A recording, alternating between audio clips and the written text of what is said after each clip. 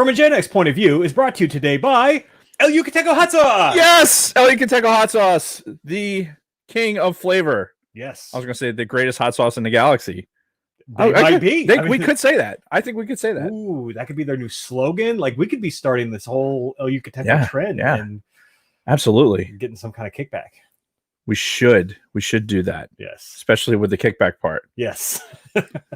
Speaking of El Yucateco, did you have some this morning? Not this morning, no. I don't eat eggs on work days because today's Monday. I had gym, then straight to work. So it was a very quick breakfast. So no, but yesterday I did. Nice. Yesterday I had some El Yucateco mixed in with my eggs. It was the XXX because we ran out of the Chili Verde, which I really need some more of that. But the XXX goes really well mixing in with your eggs, top it off with some Chili Verde. But I had to top it off with some the Black Label. I don't know the name. This one. The chili habanero? Yeah, the salsa picante negro. So yeah, I had that on my eggs. Good shit. That is good shit. And ironically, if you wanted to get more El Yucateco hot sauce, you could just go to shopelucateco.com. Yes, you could. And you could get the hot sauce from there. And apparently you can buy it like in a little bit more in bulk. My understanding was that you could go in there and get it like in an 8-ounce, which I'm probably going to need because these bottles are not big enough. Right. I'm sorry to say, but like I go through these bottles like they're fucking nothing. Between you and Big Sweet and all of our listeners that are out there that are using this hot sauce, they go through it so quickly. We need the bigger boxes. And Jason's getting something completely unrelated to El Yucateco hot sauce. I was trying to do it smoothly so it wouldn't distract you. Yeah, nope. Too late. Squirrel. Anyway, go to shopelucateco.com, buy some hot sauce, make something with said hot sauce, go on social media, take pictures of what you made, tag El Yucateco _hot sauce on Instagram, at El Yucateco everywhere else, and then tag at Gen X POV also. Yes, let them know that Jason and Dave sent you. Yeah, because we need it. We need it. And you will do it. So you told me to mention 5-star reviews. I actually looked. I didn't see any new 5-star reviews since the last time we talked about it. Right, but we didn't. You have one that you didn't read at the end of the last one. All right, hold on. Let me because we had a week off. Right. Because of somebody's bullshit work schedule. It's the worst. So, and shit. Jesus Christ. I don't know what's going on right now. So while he's looking for that, we can't slip by this time because we brought it up late in the show last week or the last episode we did, and then you looked at it and you said, all right, we have to do this in the beginning of the next show. So here we are. Right. I know which one you're talking about. So, and this is the deal, folks. If you're new to the show, if you're new to the concept of how Dave and I do the 5-star reviews, if you leave us a 5-star review on iTunes, or if any of these other podcasting apps have 5-star reviews, be it the Google Podcasts, Stitcher, the one that Amazon, it's on Amazon Music now. Oh, Amazon Music, that's right. And then of course the one that Rogan's on now, Spotify. Yeah. If you leave us a 5-star review on there, we will read verbatim whatever you put in the review box. It doesn't have to be anything about the show. We will read it no matter what. So we will read it. We have a new one, newish. And this one is from Pemberton, 1979. Great name. So, and the review is as follow. I love this show. Dave and Jason are podcast and Air Force vets, and it shows. They will use the worst language and talk about the best times. Fucking right. Gen X is obviously the greatest generation, and if you disagree, you are probably a boomer and responsible for almost everything that is wrong with pretty much everything. So fire up Yumi Dodge Omni, push play on your new Whitesnake cassette, and pop the color on your new Levi jean jacket. Oh my god. Denim jackets. Hell yeah. That's gonna come into play today. Oh yeah. Dave and Jason are gonna fill your ear holes with greatness. Yes, we will. We love filling your holes. Fill the holes. Also, 6 points. Also, I, Jason Roscom, like to spend my alone time rubbing off to Jean-Luc Picard and his number one, watching each other number two. And if anyone has some extra youth-sized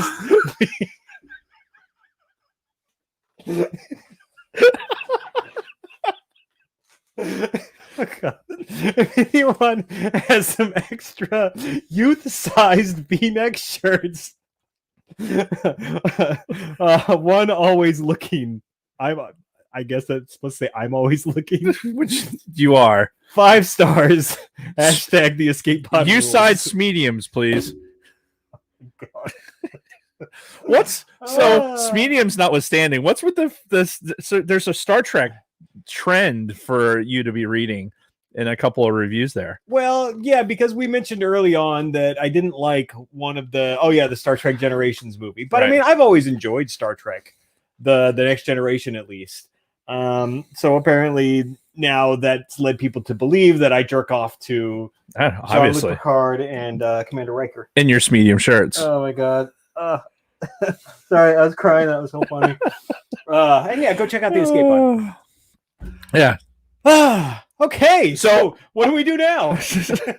So what would have been worked really, really well, and I thought about it too late, was the fact that we were talking about your breakfast, Mm-hmm. and we could have such easily segued into our topic for today, Oh yes, being the Breakfast Club. that's right. And we totally blew that right. opportunity. Because you didn't do hello, this is We're still trying to figure this whole flow out with the new show. So but we got the 5-star review read. Yes. That's the important part. yes, We will not let you down again. Yeah. But who are we? Who are we? What is happening? Yeah, so we are the Gen X POV podcast. For those of you who might be new to the show, I'm Mr. Jason Roscombe. This is Dave, right across the desk from me. We are live here in Starkiller Studios. This is the way. This is the way. And yeah, that's pretty much it. We're talking about the Breakfast Club today. And we are talking about the Breakfast Club. You know, that This Is the Way made me think about the Mandalorian trailer that dropped. It was pretty hot. Yeah, that was good. Fucking Mandalorian, Yeah. October 30th, right? Something like that. Yeah, and we are podcast veterans, having just done 3 years of a Star Wars podcast. Yeah. Yeah, that has not sunsetted completely. We are just waiting to catch up on some things, and then we're gonna Yeah. be the occasional episode. But yeah, the Mandalorian came out, and that was pretty fucking sweet. Yeah. Very excited. So, I got to go on Big Swede's show and talk about the Mandalorian. yes, which I still have not gone back and watched that yet, and I really need to do that. The trailer or the show? The show. Like I've seen the trailer, but yeah, I didn't get to see your guest spot on Big Swede's Excellent Adventures.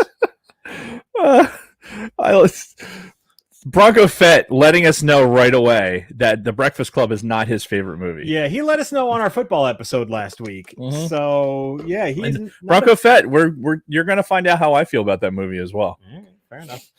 So you mentioned the Thrawn book in here. Yeah. Again, we read a lot of the Star Wars books or listen to the audiobooks. It's not getting me, man. I'm 4 chapters into the audiobook and I'm just like, it's not gripping me. And at this point, like it's kind of hard to put it on and just listen to it with as busy as I've been. Right. And even on my commute to work, it's most of the time I just want to listen to music and just fucking space out Right. my commute. Well, that's the tough part. It's the spacing out bit. Yeah, Like 'cause for you me, can't with an audiobook. Yeah, because I sat there and actually read it. I digested it really quickly. Mhm. Like it was one of those things. Okay, I have it in my hand. To me, it was a good enough read that I was able to put it down in less than 8 hours. But that was the thing. Like that was the time I sat there and just read through the book. It wasn't like trying to do it in the commute, because Black Spire, the same thing with that fucking book. Yeah. I can't get through it. You know, I tried it with the commuting. I tried listening to it outside. Audiobooks are really tough for me as it is, Mhm. because I'd rather read it, read the physical copy. Sure. So I'm totally with you. It's, if we get there, great. If we don't, we have the Mandalorian. So Right. Which we'll be absorbing that. So big news happened today. So we do talk about video games here and there on great comment, Ivo. But fuck. Totally broke my concentration. Oh yeah, we talk about video games sometimes on the show. Big news happened today. It was announced that Microsoft is going to be buying ZeniMax Media, which they are the parent company of Bethesda Softworks. Bethesda are the owners of the Elder Scrolls games, the Fallout games, fucking Doom, fucking Wolfenstein, and what was the other one I wrote down? Oh yeah, the Quake series. All of these properties are now Microsoft property, and they're going to be exclusive to the new Xbox. Sorry, PlayStation owners, but you jumped on the wrong wagon. You chose poorly. Yeah, but I mean, the interesting part about all this is I play all these games on PC. So even though I'm an Xbox, I wouldn't say loyalist, but I'd take an Xbox over a PlayStation any generation. Yeah, see, my conversions from I went from PlayStation 2 to the Xbox 360 because people that played sports games, like Chuck Brinzer and all those other guys are like they're playing on the Xbox. So Right. like, fuck, I want to be able to play online. So I ended up jumping over to the Xbox 360 and never looked back, quite frankly. Like we bought a PlayStation 3 for my son because he wanted his friends were all on PlayStation. So we had it in the house. Excuse me. I had opportunities to play it. I couldn't do it.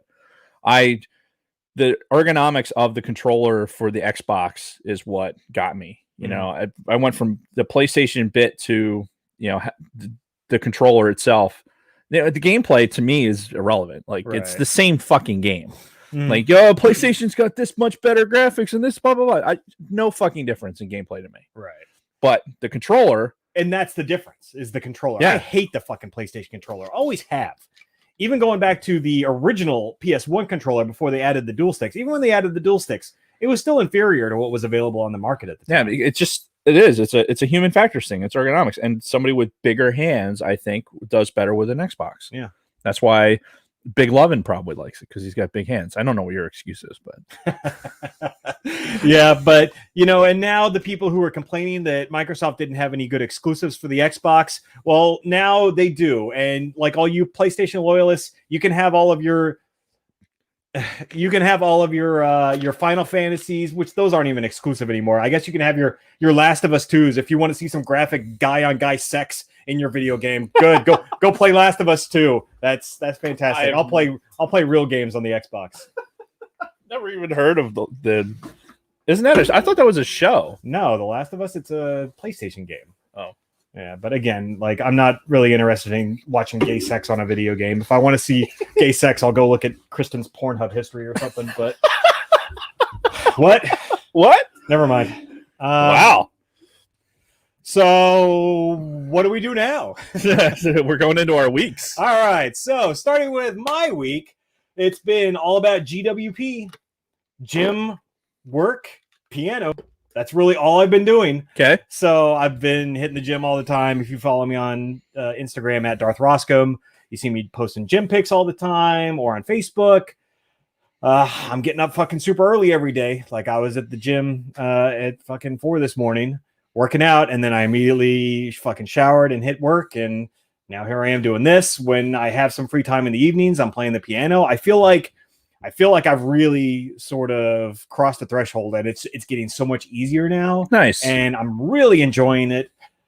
I wish I had more time to play it. And the next thing is getting a real piano.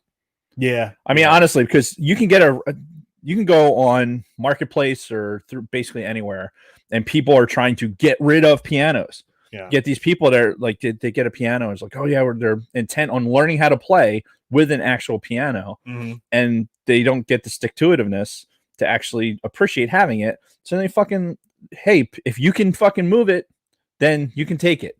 Yeah. And it costs like $250 to get piano movers to come and fucking move the thing. Yeah. Right. Now that you're at that point where it's like you really appreciate it and you really enjoy it, then getting a piano is like totally worth it. Yeah. And I'm sure I will. It's really a matter of space at this point where we put it. Like, I love this keyboard. It's a really great keyboard. Had it for a long time. I've only just recently been actually putting any effort into playing it, but it's great. It's portable, but it's still big, and it's got the full range of keys. And yeah, it's a full-size keyboard, which is nice. Yeah. So yeah, the piano is definitely on the radar, but right now we would have to figure out where to put it and all that. So that's where we are with that. But I'm also considering adding tea to the GWP, and the tea is tanning. They have at my gym, they have these fucking massive tanning booths. Because did I tell the story last week about me looking at the mirror in the gym? I don't think so. Okay, so I'm in the gym after it reopens, right? And tons of people go to this fucking gym. And even right after the COVID, like people are lining up outside before they fucking open every day, right? So a lot of juice heads here in the Voorhees area. And I'm in there working out one day. I'm feeling pretty good. You know, I'm looking at myself in the mirror. I'm like, fuck, you know, I'm actually getting some muscles again, getting some definition. And I'm looking around at all the other dudes in the fucking gym. And I noticed one very stark difference between me and them. Tan. They're all super fucking tanned, and I'm white as a goddamn ghost. I'm like, what the fuck, man? Come on. Like, it's not like I don't spend time outside. I mow the lawn, do yard work, but apparently not enough. So I'll tell you what, tanning is dangerous. Tanning is very dangerous. okay. You know, there has to be a level of control with the tanning because you're exposing yourself to ultraviolet light, and there's Sure. You're white for a reason. This is based on what you're.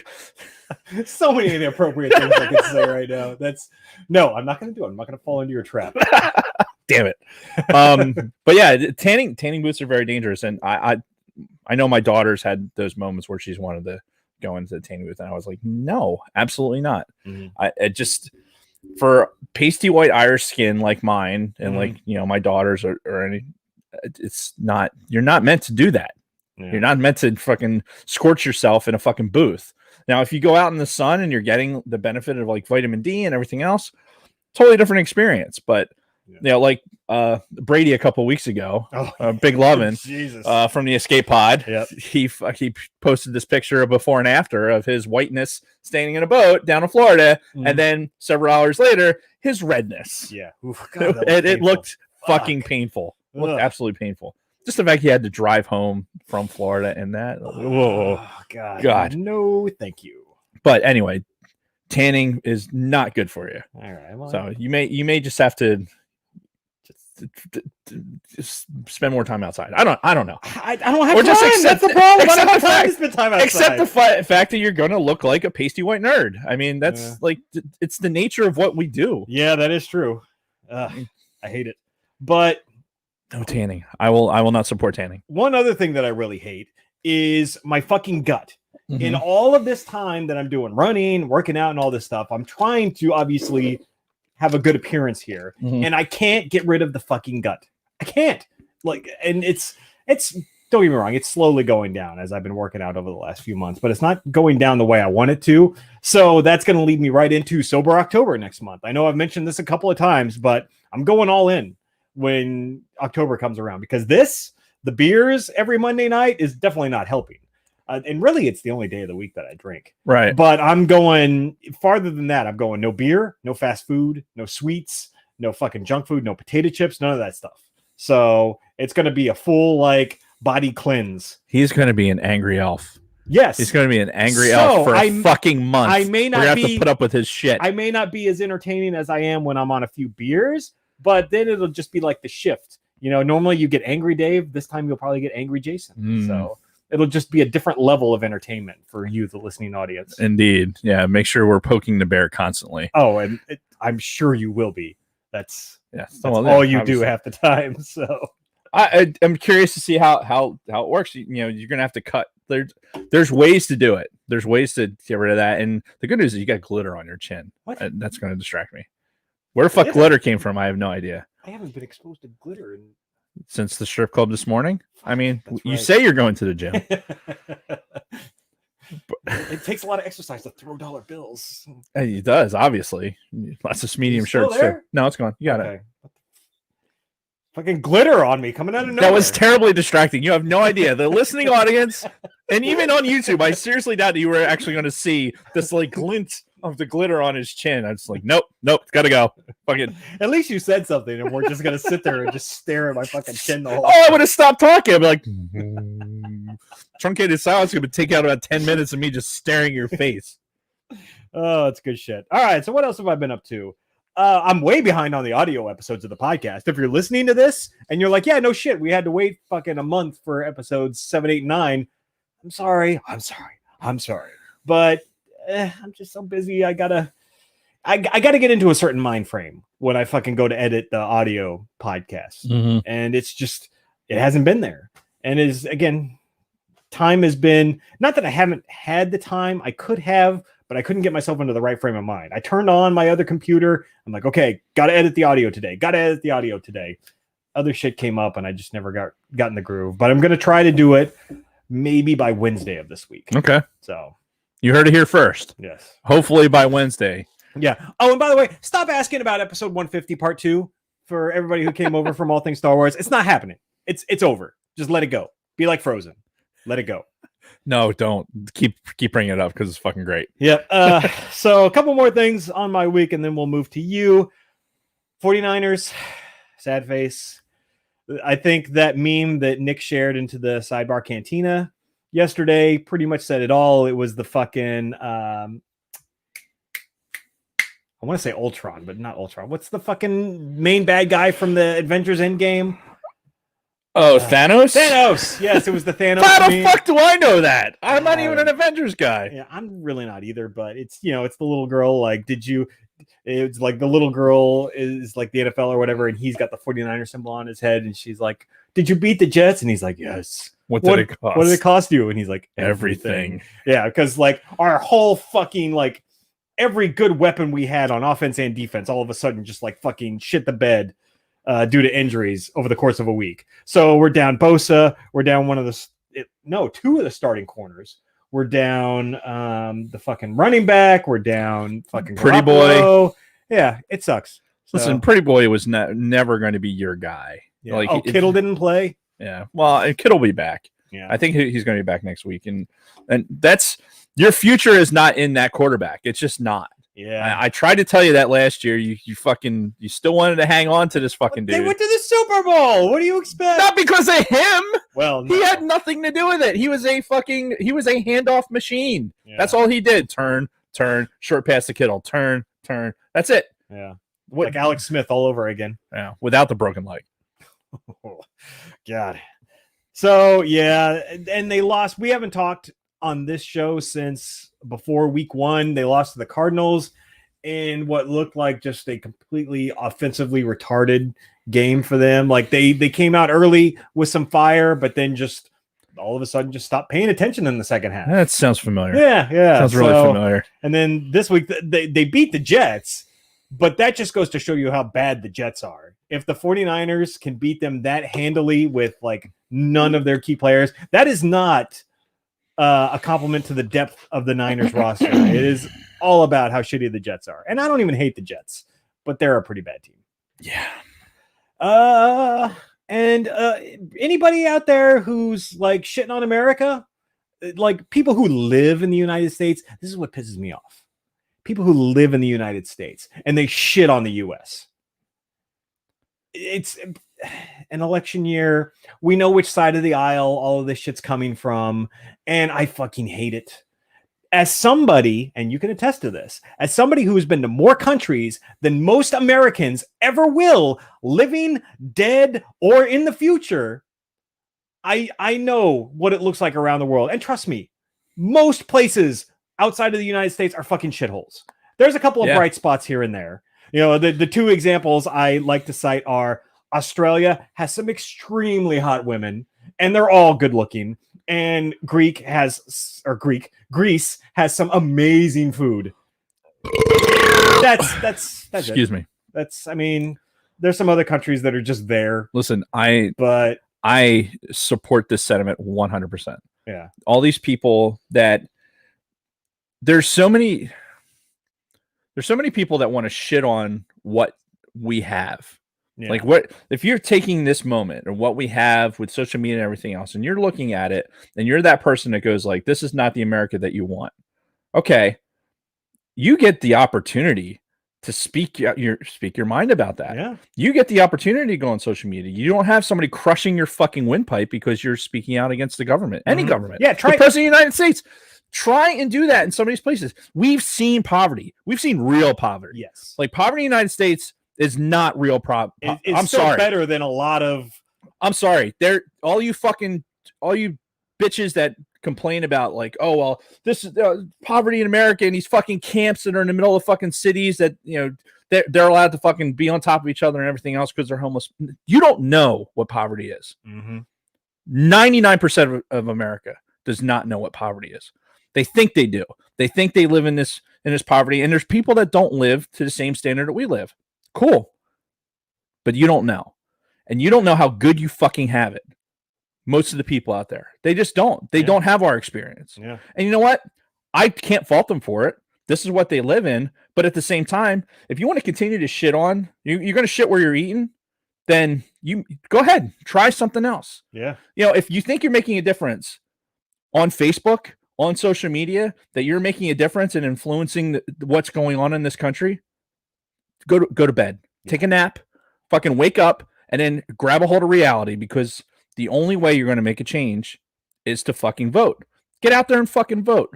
Go support your candidate that you want. Yeah. Like, get out there, help their campaigns, do things that are actually going to be useful to make a change. Yeah. And, just to remind people, yes, I know the national elections are important. The presidential elections are important, but the shit that most immediately affects you and me and Dave and everybody else are your local elections. Your fucking, your township, your city, your county, your fucking state. Those are the ones that make the biggest fucking difference in your immediate lives. Yeah. And guess what? The funnel for that level of government goes up. All those people go up. The grassroots campaigns that they have in their local governments are where they start to work in big government. So look, this election season, it's only going to get worse. Yeah. It's only going to get worse. Every day it's going to get worse. And that's horrific. It's horrific to think about. But guess what? I'm going to shut off the fucking TV. I'm going to stay off of social media as much as I possibly can. I'm going to enjoy the things that I can enjoy. And when it comes time for me to make my difference, I'm going to go do it. Yeah.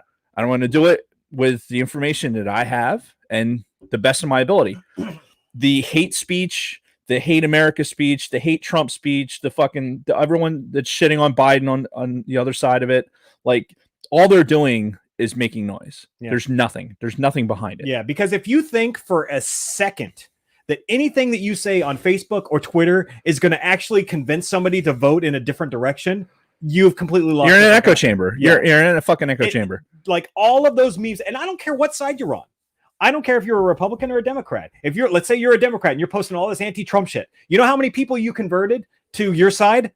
0. No, but you're fanning the flame for the people that are already on the Trump side. They're like, no, they're not going to. It's horrific. It's the human condition. Yeah. Right. And unfortunately, they have a lot more. The idiot has a lot more fucking a much larger megaphone. They have a self-inflated platform that they're going to stand on, and they're going to shout and try and reach as many people as possible.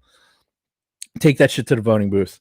Just do it. Let's get this country to a point where you're going to fucking have a significant percentage of voters get out there and vote. Yeah. And then once the vote happens, that's what happened. You might not be happy with it one way or the other, but okay.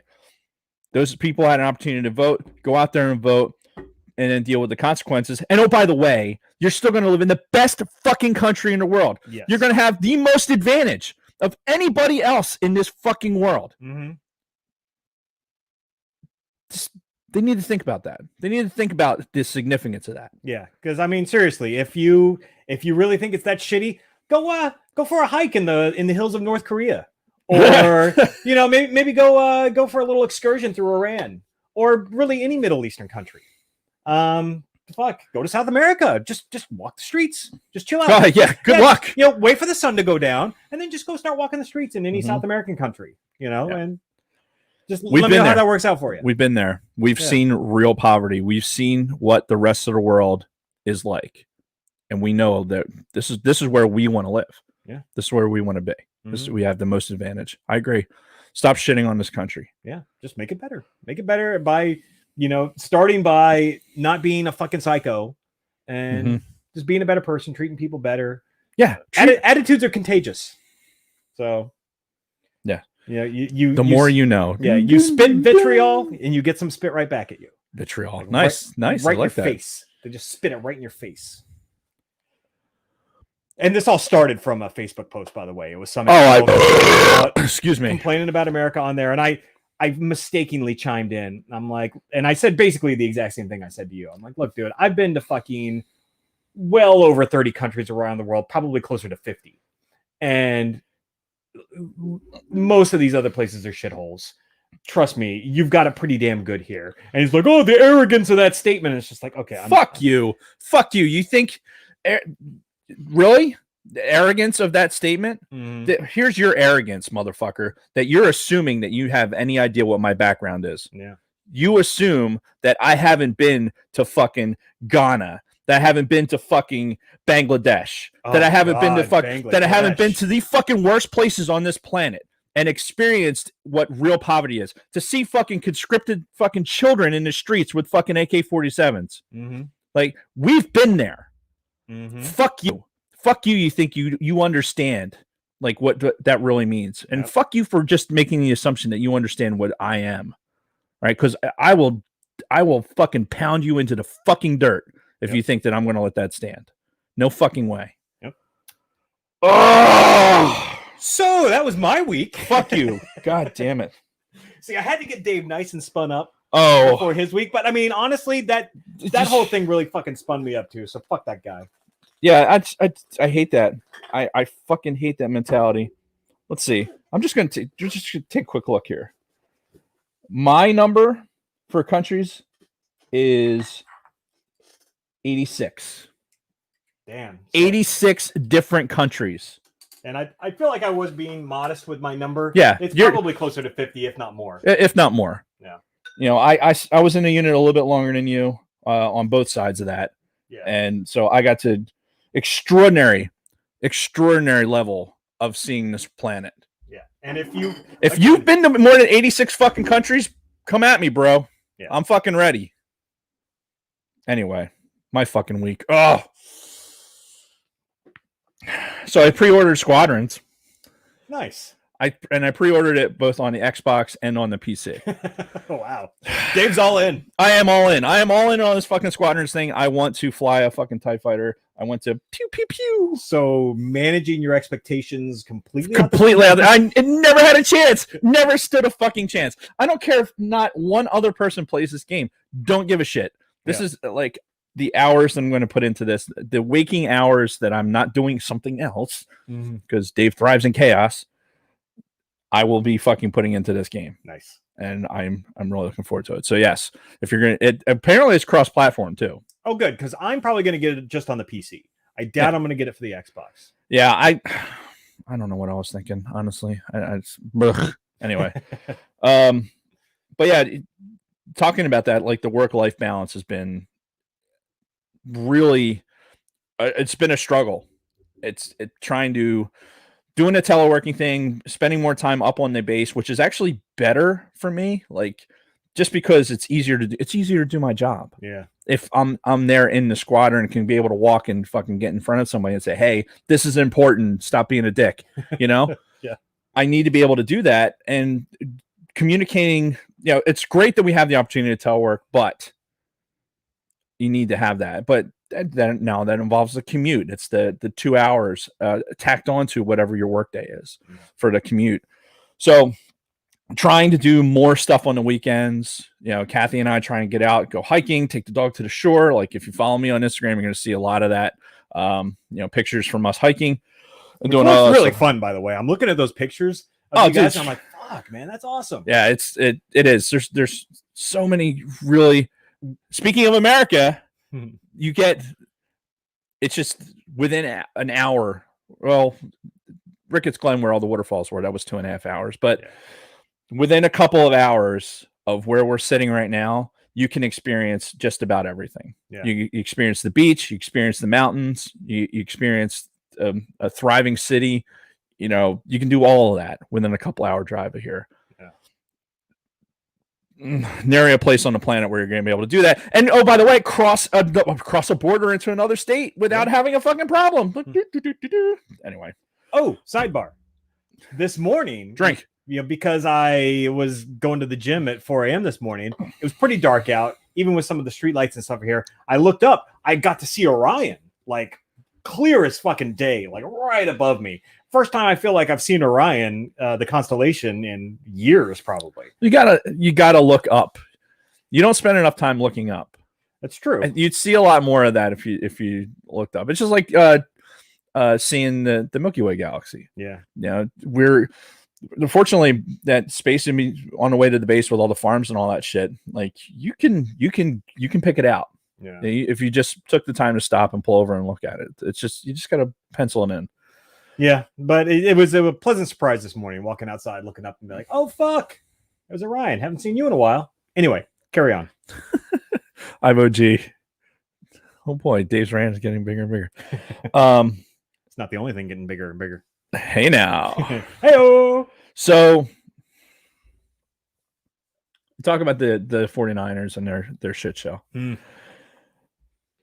So we didn't get a chance to really talk about football. I'm not going to talk about the Eagles too much. The Eagles I had high hopes for this team, and they are not performing. And so the day we went hiking up at Ricketts Glen, it was a Sunday, and driving out there, I have Sirius XM, so I was able to hear the game over Sirius XM. Okay. All the way the entire drive, even when we're outside the Philly area, right? That's why I love Sirius XM. I like being able to listen to the same station everywhere. Yeah. So we get out to Ricketts Glen, and it's like the third quarter, and it's starting to fall apart. When we got to where the top of the mountain for the hike, no cell phone signal at all, like nothing. So it's like, okay, leave the car. If they fucking come back and pull out a win, cool. If they don't, oh well. Yeah. Go in, do the hiking, fucking come back. Look, of course they fucking lose that game, right? They go up 17 points. It reminded me of a fucking preseason game. Yeah. Because the first quarter, the starters were out, they scored points, and then all of a sudden they put the scrubs in. Excuse me, and then it was over. But they weren't the scrubs. These were the starters. And the Washington football team's defense got better, and the Eagles offense didn't. Yeah. Throughout the rest of that game. Whatever. So this Sunday, I'm like, you know what?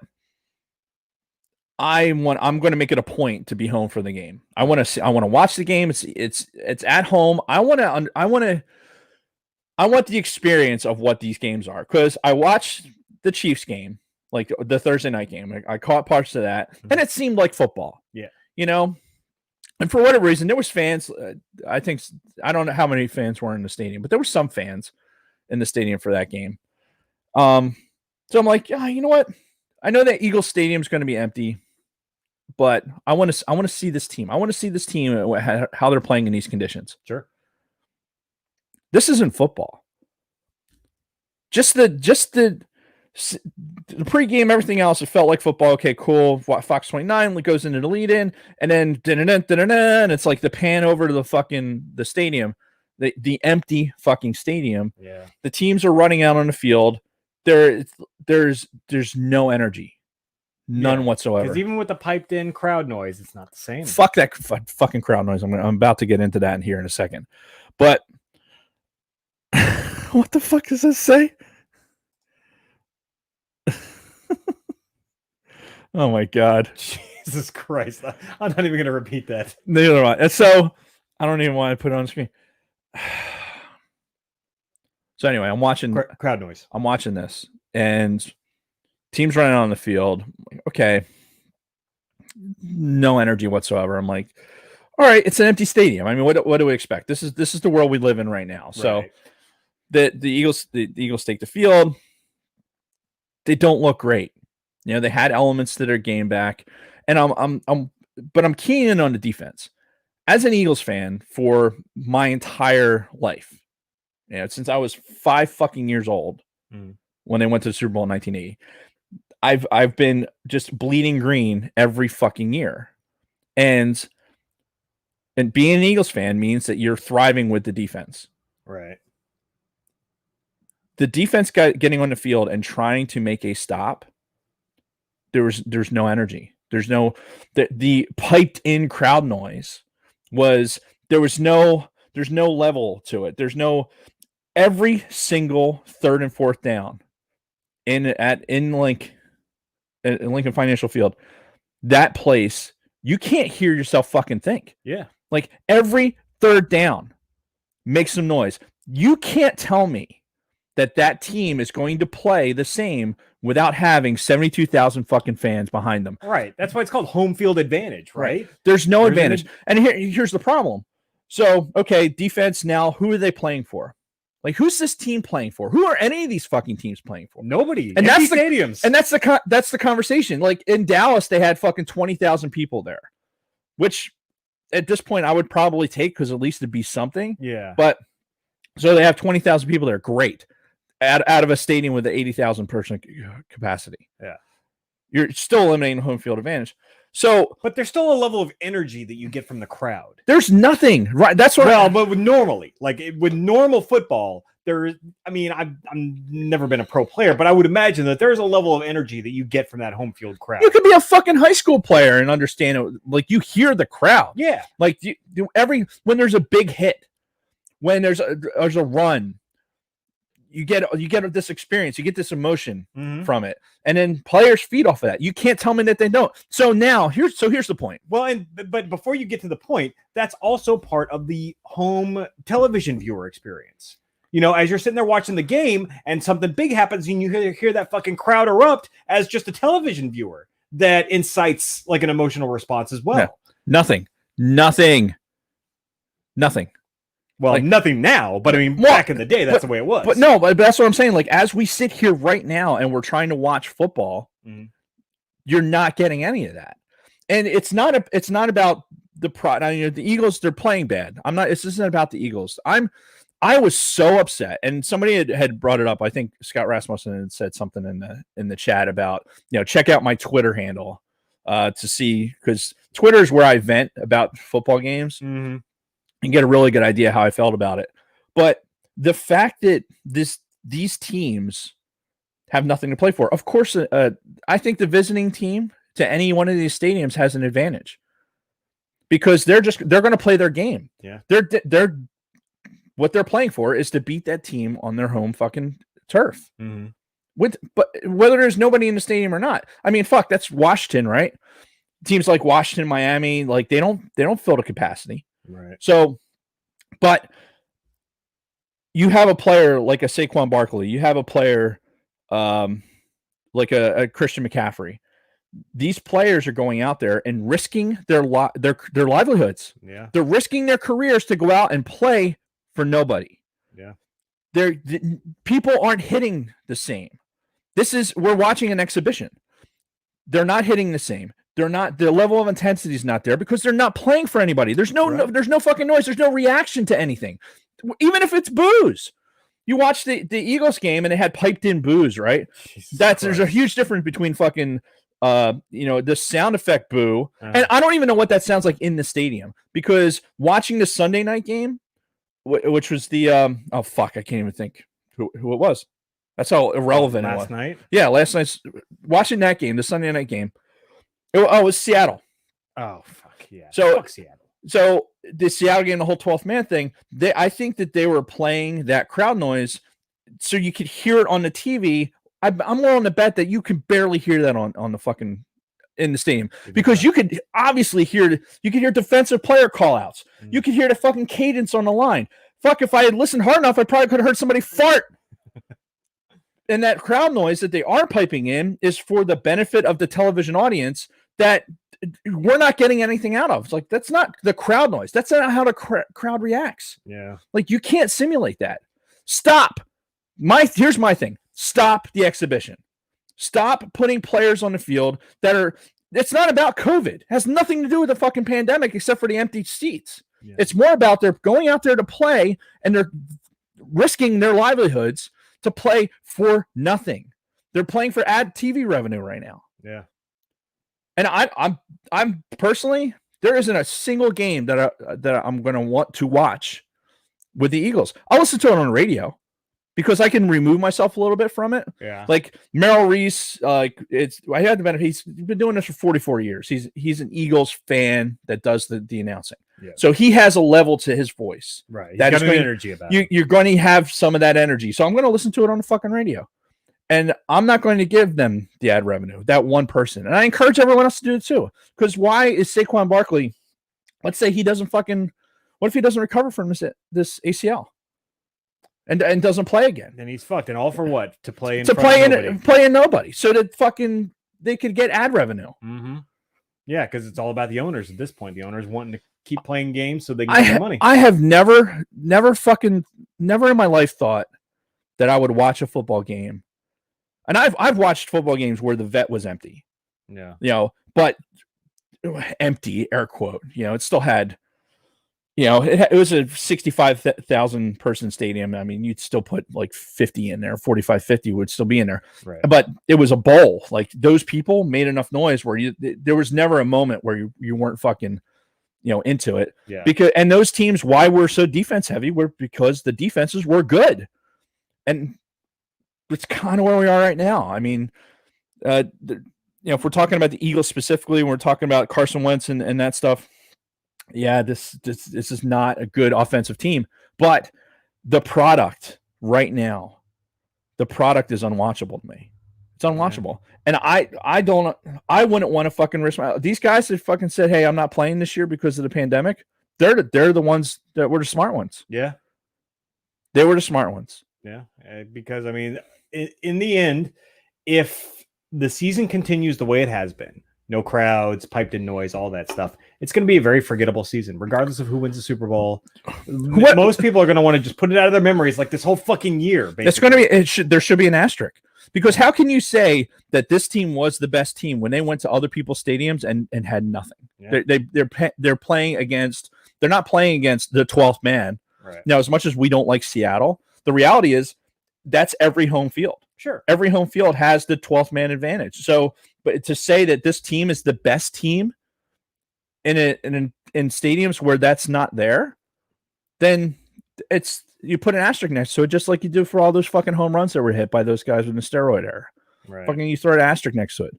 Like, this season should have never fucking happened. Yeah. And look, I think the biggest thing for me is how I was so looking forward to football. I mean, manage expectations, right? Mm-hmm. So, but I was so looking forward to football because I need, we're talking about these things and we're talking about the politics of all this and all this other bullshit. We want to escape into something that we can fucking look at for 3.5 hours, enjoy ourselves, and see a product that have some fucking normalcy. And instead, I'm listening to the like the crowd noise. This is how bad it was. In the fucking Eagles stadium, right? When you score a touchdown, you get Fly Eagles Fly. Boom, boom, boom, boom. Fly Eagles Fly, right? Mm-hmm. That's what happens when you score a touchdown. You know what happened? They had this fake Eagles chant after the touchdown. Like, Eagles, Eagles. It was so uncharacteristic of what was actually going on for this team. Yeah.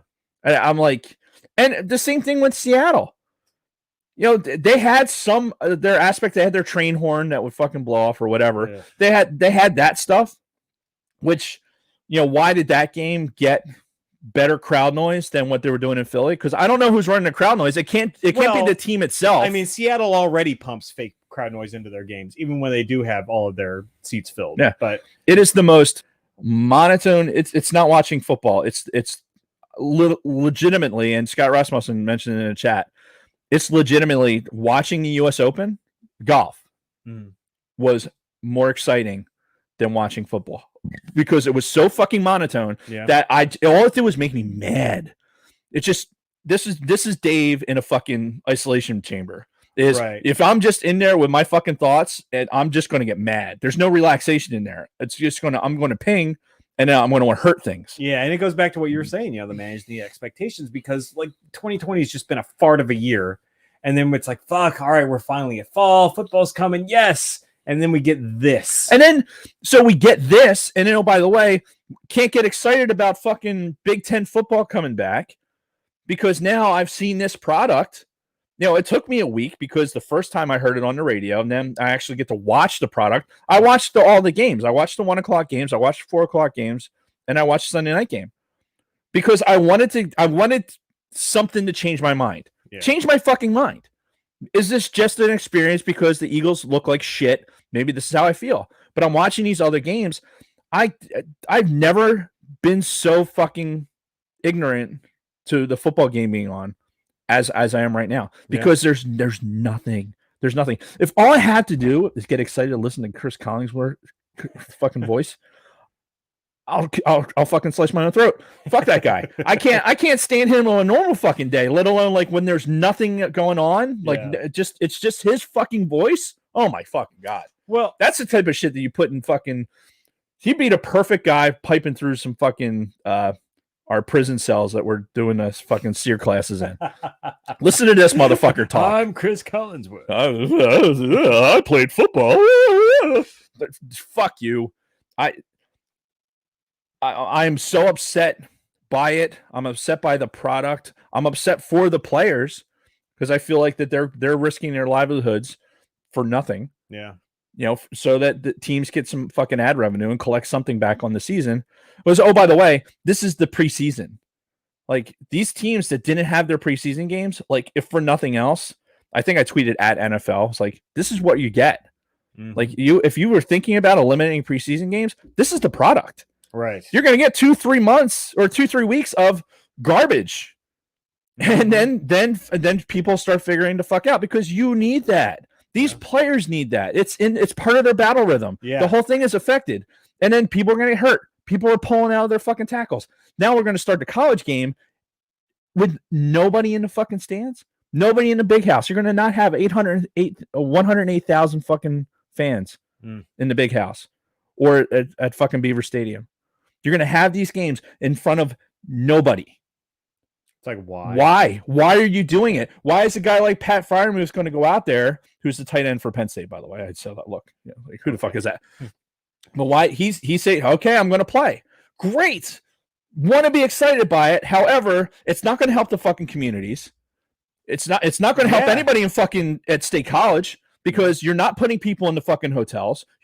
Those restaurants aren't getting the extra business. Those stores aren't selling their wares. Mm-hmm. None of that shit's going to happen. However, somebody's going to get some fucking ad revenue from it.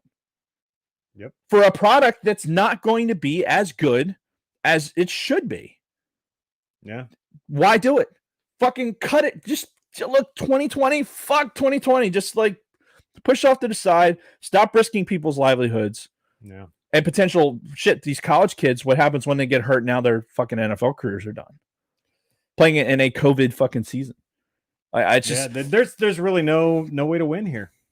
Really, and it's like you said, the best thing they can do, just fucking cancel it. Just cancel it and let's just fucking pray for a better season or better year. 2 weeks ago, I would have never been sitting here having this conversation. Yeah, I would totally be on the other side of this thing. Yes, football. Now that I've had it for a couple of weeks, looking how many people are getting injured, it's not a coincidence. Yeah, it's not a fucking coincidence. And could you actually imagine? Think if they did cancel like the NFL and the college season this year, right? They just canceled them both, no games in 2020. Could you imagine fall of 21? Oh my after God. Not having a whole season, the fucking anticipation would be through the fucking roof. God. Ratings, records would be fucking broken. It would be incredible. But no, they want this current. Yeah, I would sit my players. Yeah. I would let the practice squads get out there and play. I would start measuring this team for what it can be for the next season as opposed to wasting it. Yeah. Yes, there's probably a lot of television viewers. I don't dispute that, but they're not watching a fucking football game. Right. They're watching an expedition. And we got exposition. Well, and we got early numbers last week that ratings were down pretty significantly from the year before for week 1 of the NFL. So I can only imagine how bad it's going to get throughout the course of the season as more and more people are like, fuck, this is just not especially my big football. Markets. Think of the larger markets like the New York markets. The Philly's still not considered a large market, but you're going to have in San Francisco, the LA teams. Mm-hmm. The fucking Rams right now, they flew to fucking Philly. Now they flew in the day before, they flew out after the game. Then they're flying. They have like 4. They showed this graphic. They have like 4 East Coast games. Yeah, like week after week after week. Well, it's because the NFC West is playing the NFC East this year. So so they're going back and forth across country. All that fucking. Thankfully, they're in their own plane. Yeah, so they don't have to deal with that shit. It's a shit product. I'm really upset by it because it's one more thing that fucking 2020 this pandemic has taken from us. I think is a viable product, and I hope, and I knock on real wood, that these players their livelihoods don't get destroyed because of some fucking schmuck in their ad revenue. Yep. And there's an argument to be had too about, which I'm not going to get into right now because I've already wasted too much time on it. But yeah. There's an argument you had about what's working for baseball, hockey, the bubbles for the NBA and for hockey and everything else, and for baseball. Those sports are reactive. Those are very reactive. Fucking like the game that they play, the crowd is reacting to something. There's none of those scenarios, except maybe in baseball when there's like a fucking, it's like a 3-2 count and they're fucking throwing, trying to get the strikeout. The crowd gets up a little bit. Yeah. But the pitcher, he doesn't hear shit. Like he's completely in his own head. Yeah. For the most part. I mean, that's just how pitchers are, like, especially at that level. But football, you have a third and long. That fucking stadium, especially in Philly, that fucking stadium, rocking. Yeah. And when it goes bad, we let you know. That's the thing that Philly does. You're going to hear the boos. Yeah. So anyway. All right. Well, is that the end of your week? It's enough. All right. It's enough. Well, I think Ivo G hung on, I think, for the entire week. So good on you, Ivo G. So I think this is a great time to take a break before we get into our main topic. So we will be right back after this word from our sponsors. It's a dynamite taste. Or no, it's Yucateco. It's a dynamite taste. Oh, don't even get me started. Don't even get me started on fucking Joe Buck. The fact that Joe Buck is going to the fucking Hall of Fame. Let's just think about that for a second. This motherfucker has called. To me, announcers should not have, like, national announcers should not have a bias. And now, if I'm listening to the local radio station, I expect there to be a bias. When I'm listening to Merrill Reese for the fucking Eagles, I'm expecting a fucking bias because he is an Eagles fan. The guy sitting next to him the color guy is a fucking 4-time Pro Bowler for the Philadelphia Eagles. I expect there to be a bias. If I'm watching a nationally televised game, I expect that crew to not have that bias. Joe Buck, in every fucking game I've ever seen him do, has had a bias. Especially the World Series. Especially the World fucking Series. That World Series, that 2009 World Series with the Phillies and the fucking Yankees, he was on Yankee dick so fucking hard that entire goddamn series that I was never as angry as I am right now about football is how mad I was with fucking Joe Buck. If I saw that motherfucker in front of me, I would have ran him over with my fucking car, got out, flipped him over, ran him over again. Fuck that guy. Fuck him and his fucking stupid voice. He fucks up golf. This is Fox gets the fucking I think they might have had the US Open or whatever, and they had Joe Buck fucking calling golf. And I'm like, you're ruining golf. Now your dumb face and stupid voice is ruining golf too. Fuck you.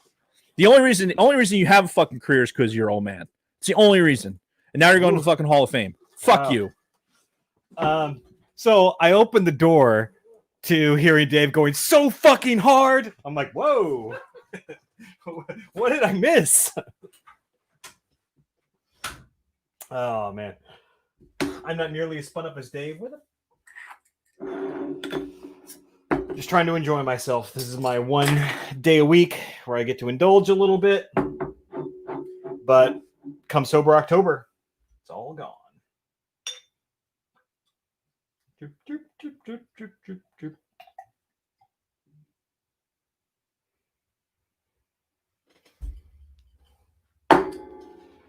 How's everybody doing tonight? Oh, let's see. Let's take a look at the chat. He's trying to make golf actually interesting. Joe Buck. Man, Not only that- you guys really got Dave. Not only that, that's the Yankee series with the Phillies, but then the NLCS the next year after that, with Joe Buck's calling the fucking NLCS, and Tony La Russa is fucking going to the umpires. If you're a Cardinals fan, a St. Louis Cardinals fan, unless you live in St. Louis, I don't respect you. I don't fucking, no, sorry. Can't do it. Watching Tony La Russa go and work over the fucking umpire and squeezing Roy Halladay's strike zone in that fucking series. That is the most blatant. Like, you can watch that shit, and I know baseball, fuckers. I know baseball. And I know when that happened, the strike zone changed. Roy Halladay, who is a Cy Young Hall of Famer, you can't tell me that suddenly he's going to start missing the strike zone in between the fucking 5th and 6th inning. He's just going to miss. No, that's not how this works. And then, oh, by the way, he goes on to win that World Series, and then magically shows up and works in the MLB. He works in the fucking front office for the MLB. Fuck you. What? You got a text message?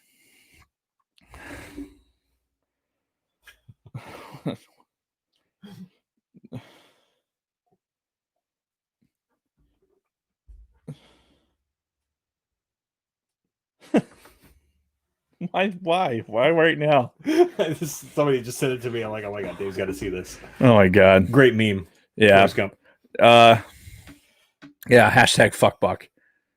Who's that? Fucking Joe Buck with golf? Bronco Fett, if you're fucking defending Joe Buck at any level, you're dead to me. Sorry. Like, and you don't have to watch golf. Dude, I totally 100% understand it. I'm watching it because I am a golfer and I enjoy watching the best people at that level play to the highest levels. And I enjoy watching golf. But that's me. I know that's a lot of people that watching golf is fucking, it's nap time. And I totally get it 100%. Like Jim Nance with the Masters, there's nothing like his voice is just so soothing. Yeah. Like everything is just so magical as he's talking because it's the fucking Masters. The smooth sounds. Yes. 97.5, the wave. Ooh, I should be a radio DJ. Like for an easy listening. There's no money in it. I looked into that. There's no money in it at all. Same thing with voice work. There's like maybe with another retirement, then I could seriously consider doing it. Do it as a hobby. Yeah.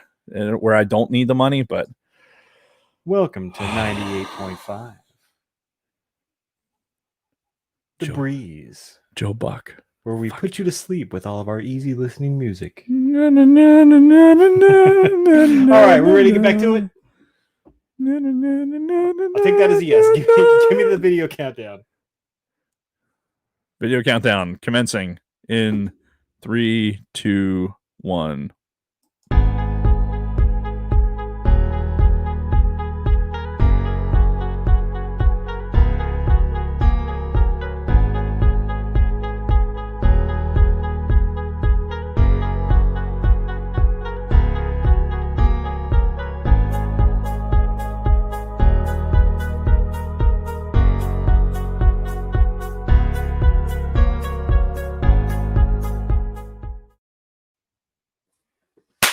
And we're back. I'm so glad my dog's not a barker. Oh my god, yeah. There's this dog like somewhere in the neighborhood that's fucking barking its head I off. try to do 30-second sounds like burp, burp, burp, burp, burp, burp, burp. You're not helping, dog. Yes. Next we need the train to go blowing by. Oh yeah, that's bound to happen.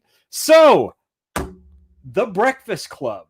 This kind of came up as a topic at the last minute because we've talked about this in previous podcasts of ours. There's this Fathom Events, the company that puts out older movies in theaters, and we just so happened to have our movie theaters here in Jersey open up like a week and a half ago. Right. So we can finally see fucking movies again. And again, limited capacity. They only let you reserve it in like blocks of seats, and they have to block out like 4 seats around you. It's whatever. But the Fathom Events came up. the theaters had just reopened, and I saw The Breakfast Club on there. I'm like, oh, this is perfect because I fucking love this movie. Have always loved this movie since I was a fucking kid. It came out in 85, so I'd have been 9 at the time. And yeah, especially in high school. Like the movie had this resurgence for me in high school that we'll get into, but I always loved it. And this was a perfect opportunity for me to take my kids to the fucking local theater here and show them The Breakfast Club for the first time and get my wife's opinion on it, because I know she'd seen it before, but her and I have never really had a conversation about it, like what she actually thought about the movie. So we did that yesterday, last night, in fact, and had a great time. And we're going to talk about our experience. I didn't ever feel the impulse to beat the fuck out of somebody in the theater. Which is good. Yeah, because if you listen to one of our old episodes of All Things Star Wars, we did the same Fathom event with E.T. several years ago, and I almost fucking murdered some asshole that was talking behind me. That was good podcasting right there. Oh my God. It was good. You think our rants a couple minutes ago were good? Oh yeah. Yeah, no, I almost fucking literally just choked out this guy in this theater. But anyway, so it's the 35th anniversary, which is fucking just insane. Sad. Yeah, insane, sad. I don't know, whatever. It's just, I can't fucking believe this movie is 35 years old. I can. And we're going to talk about it. Yeah. You know, you rented the movie, right? I did. I rented it through Amazon Prime. I'm sure that we had it on DVD. Yeah. My grandfather, my father-in-law has an extensive DVD collection. Oh, nice. And if I had looked, I could have found it. The problem was I wanted to squeezing this in. Like I wasn't going to the movie theater to see this. I was going to be watching it either at home or at work or whatever. So I wanted to be able to stream it. Yeah. So, and it was available for rent. It was $3.99, right? So I was able to rent it for 48 hours and I was able to watch it that way. Yeah. And this movie, whenever you talk about essential movies of the 80s, this is always in all of the top 10 lists of movies from the 80s and everything, to the point where I think it was Esquire magazine back in, I want to say 2012, did a countdown of the 300 greatest movies of all time. This was actually on there. This was in the 30s of their greatest movies of all time. Critically successful. Thinking back on it, before I started doing a little bit of research, kind of just conjecturing in my head, the critics probably didn't like this. The critics back in the day probably thought it was just some stupid teen dramedy and probably just blew it off. No, it actually got a lot of critical acclaim, even when it came out. Siskel and Ebert really loved it. I went back and read their reviews of it. And for the most part, most critics at the time really enjoyed this movie. And to the point where I looked up its Rotten Tomatoes score. It's actually got an 89 on Rotten Tomatoes with a 92% audience score. So across the board, generally loved movie. Right. So this time around, I mean, it's been a while since I've seen it. It's been many, many years since I've watched this movie all the way through. So this was our chance to watch it again and kind of give our modern day reactions and get the reactions of 3 teenagers of today, of 2020, right, to see what they think. So that's kind of how we're going to approach this today. We won't take it scene by scene. I think we'll kind of break it down, talk about some of the characters, some of the themes, and what we thought about looking back at it today. So that's a lot of me talking. I'm curious about you. What is your history with this movie? Do you remember seeing it back in the day? What were your thoughts back then? I saw this high school time frame. Probably it was either on VHS or it was on Showtime or HBO or something. Sure, yeah, it was played pretty heavily in syndication, on cable, on the movie channels, either the movie channel or Showtime, HBO, all that stuff. It was one of those things where I kind of happened upon it and sat there and I watched it. I don't have a good opinion of this movie. Really? I really don't. I think the pacing, I didn't like, for all the John Hughes movies, right? Of all the John Hughes movies. Right, because that's the thing. This is a John Hughes joint. John Hughes known for 16 Candles, obviously The Breakfast Club, Weird Science. Didn't he do... Ferris Bueller's Day Off. Ferris Bueller's Day Off. Yeah, that's probably his most well-known movie. Right, and for me, I think I was just a little too young to look at these high schoolers, right? Because I think we're gonna talk about these characters Yeah. and the ages of their actual characters. Right. There was a lot of things that I looked at and like, this is not what they were doing is they're taking a snapshot of like these stereotypes. Right. And they were playing these stereotypes against each other and having a very predictable outcome at the end, to me. And even that's what I digested from it. The first time I saw it, rewatching it again, it reinforced that. There was a lot of this movie, and we'll talk about probably. Well, I'm sure we're going to hit the high notes, but there was a couple of things in this movie that I thought were funny. I thought there's some scenes that were like, oh yeah, that's good. It's well done for what's going on. But I think overall, what these characters had gone through, if you try and take it like, I think what I was doing was taking it literally as, okay, high school. Right. Here's your high school. And then these things are going to happen to these individuals in the high school. And that you would be able to have a fucking multi-million-dollar library with fucking huge fossils on the wall and shit like that, to be able to tear through books, smoke weed in the fucking thing, do all the shit. That to me was like, no fucking way. Right. Like the suspension of disbelief for Dave as a kid is pretty much the same as it is now. Right. And I look at that and go like, no fucking way. The redeeming qualities of this movie were you're getting what's her face, the redhead. Oh, not Ali Sheedy, but no. Fuck. Oh my god, why am I drawing a blank on her? Why am I drawing a blank? We just watched this fucking movie. Oh my god. Anyway, fucking the redhead. So you're seeing her. This is like the beginning of, she was 17 when Molly Ringwald. Fuck. Molly Ringwald, yeah. Jesus Christ.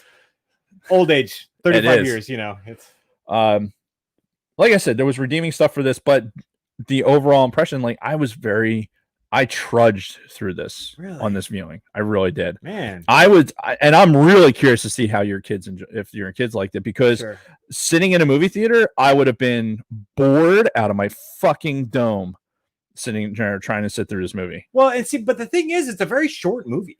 It's like it's like 96 minutes. Yeah, it's an hour and a half, even, which that's another good 80s trope, right? 80s comedies, right? Hour and a half on the nose most of the time. Or even like today, like a comedy today is still going to be like 2 hours. Yeah, or maybe a hair over 2 hours. Listen, this is not, to me, this is not John Hughes. Like you're 100% right. This is like this movie. Like so many people look at this movie and go like, this was, the beginning of like high school experience and, going through all this stuff in their lives. And I think there's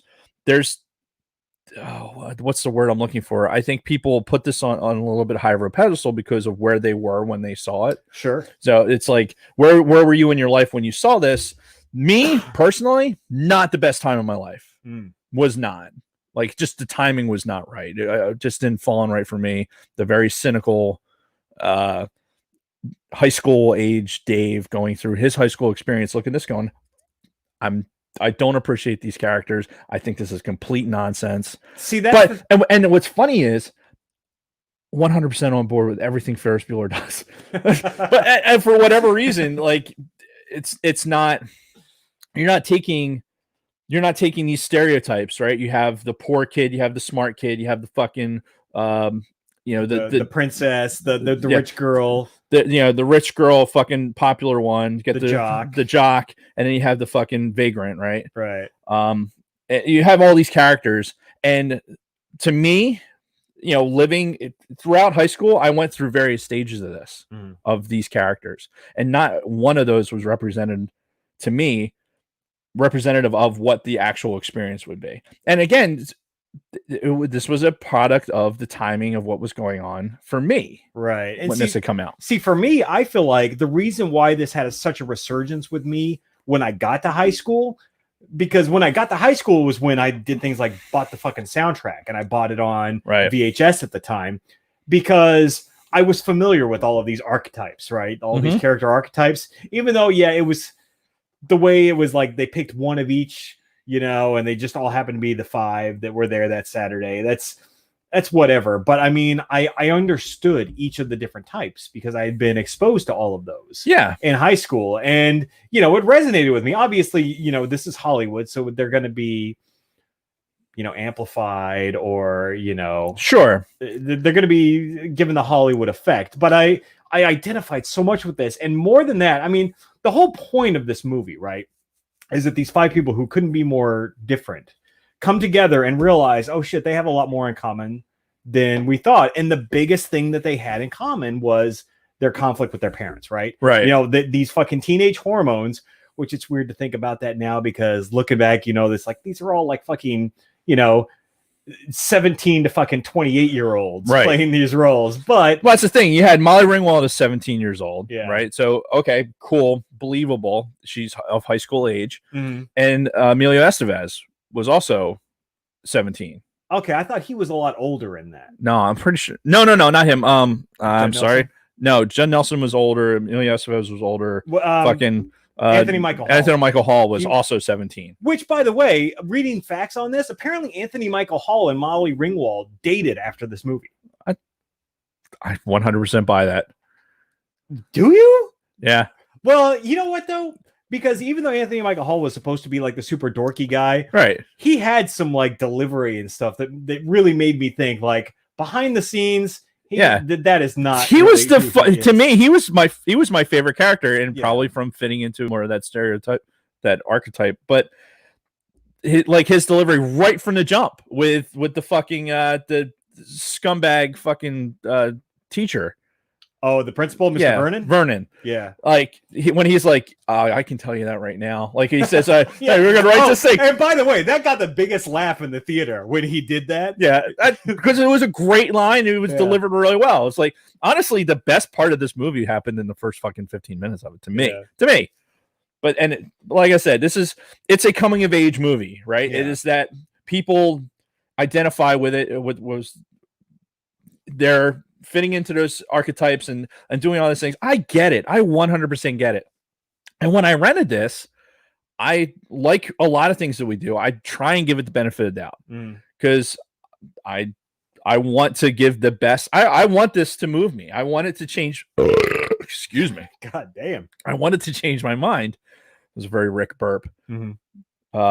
Actually, no. Anyway, I went into it with an open mind, and I really wanted it to change my mind, and it didn't. If anything, it reinforced what I had already known. I laughed at the parts that were funny, Mhm. and then I just sat there through the other shit, and it's just I did not. Unfortunately, this particular viewing was before the football thing. Thank God. Oh yeah. It was before my football experience.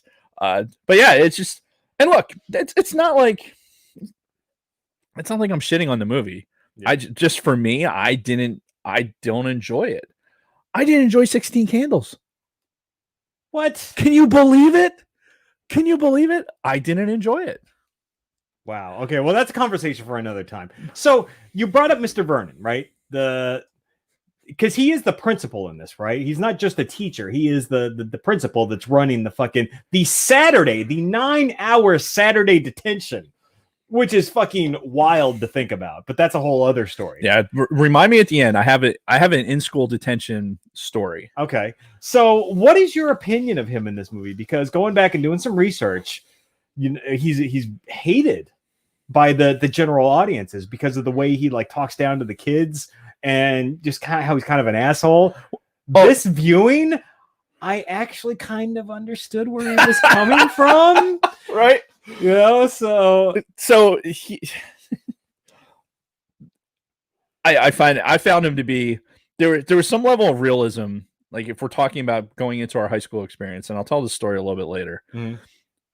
But that particular character in that time frame, you figure in the mid 80s, school was different. You know, they could fucking yell at people. They could make you do shit. yeah, They could they're not going to get engaged in fisticuffs. no, They're not supposed to, right? but they could make you feel like total shit. Like their job wasn't to fucking make you feel good about everything, and so you're like, oh, everyone's a winner coming out of this, and not every counseling session was was fucking pleasant. Mhm. Sometimes it was a wall-to-wall counseling session, you know. Right. That's just how shit was back in those days. Mhm. And so that part of it was believable up until the point where fucking he's with Judd Nelson in that goddamn in the closet. Yeah. That whole fucking thing. Like, I mean, even that I found believable, right? Because the whole thing was like, just take a swing at me, just please. Because the second that, you know, Judd Nelson, John Bender takes a swing at him, he's like then able to just like beat the fuck out of him and be like, oh, he tried to punch me, so I had to self-defense. right. So And how we get to that point with the fucking closet to me was like, oh God, whatever. But yeah, it's that character for me. There was elements of that where I can appreciate that's in those days. That's how it was. Mhm. You play that movie now, like to an audience that those present students look back in that high school and be like, how the fuck are they getting away with this? yeah. Like the setting. It's, Oh, well, that's the thing. Like, you want to talk about like the perception. If this movie came out today, the shit that would not fly whatsoever. Oh, There's God. a lot of it in this. oh fuck yeah. That's, So I mean, just we'll just say it right now. The dropping of the proverbial F word, and I'm not talking about fuck. Mhm. The fag word, right? You know, they dropped that word a couple of times in this, like calling each other Excuse faggots me. and everything else. And I'm just like, God damn. Even knowing that this stuff is in this movie, still hearing it today is like, oh man, there's no way they'd be able to get away with that shit today. But yeah, but think about it, like how that word was used in that time.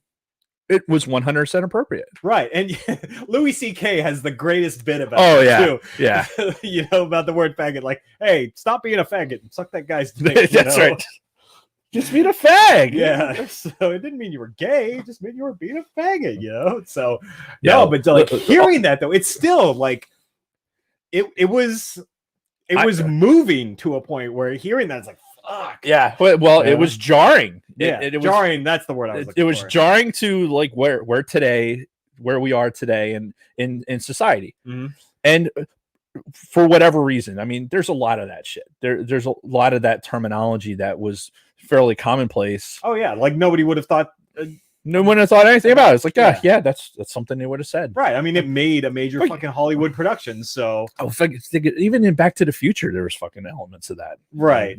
Anyway, Another thing, when Bender was under the table hiding from Vernon, because remember he was supposed to be locked in the closet, he fucking crawled through the rafters, fell through, which I thought that was a hilarious scene, by the Yeah. way.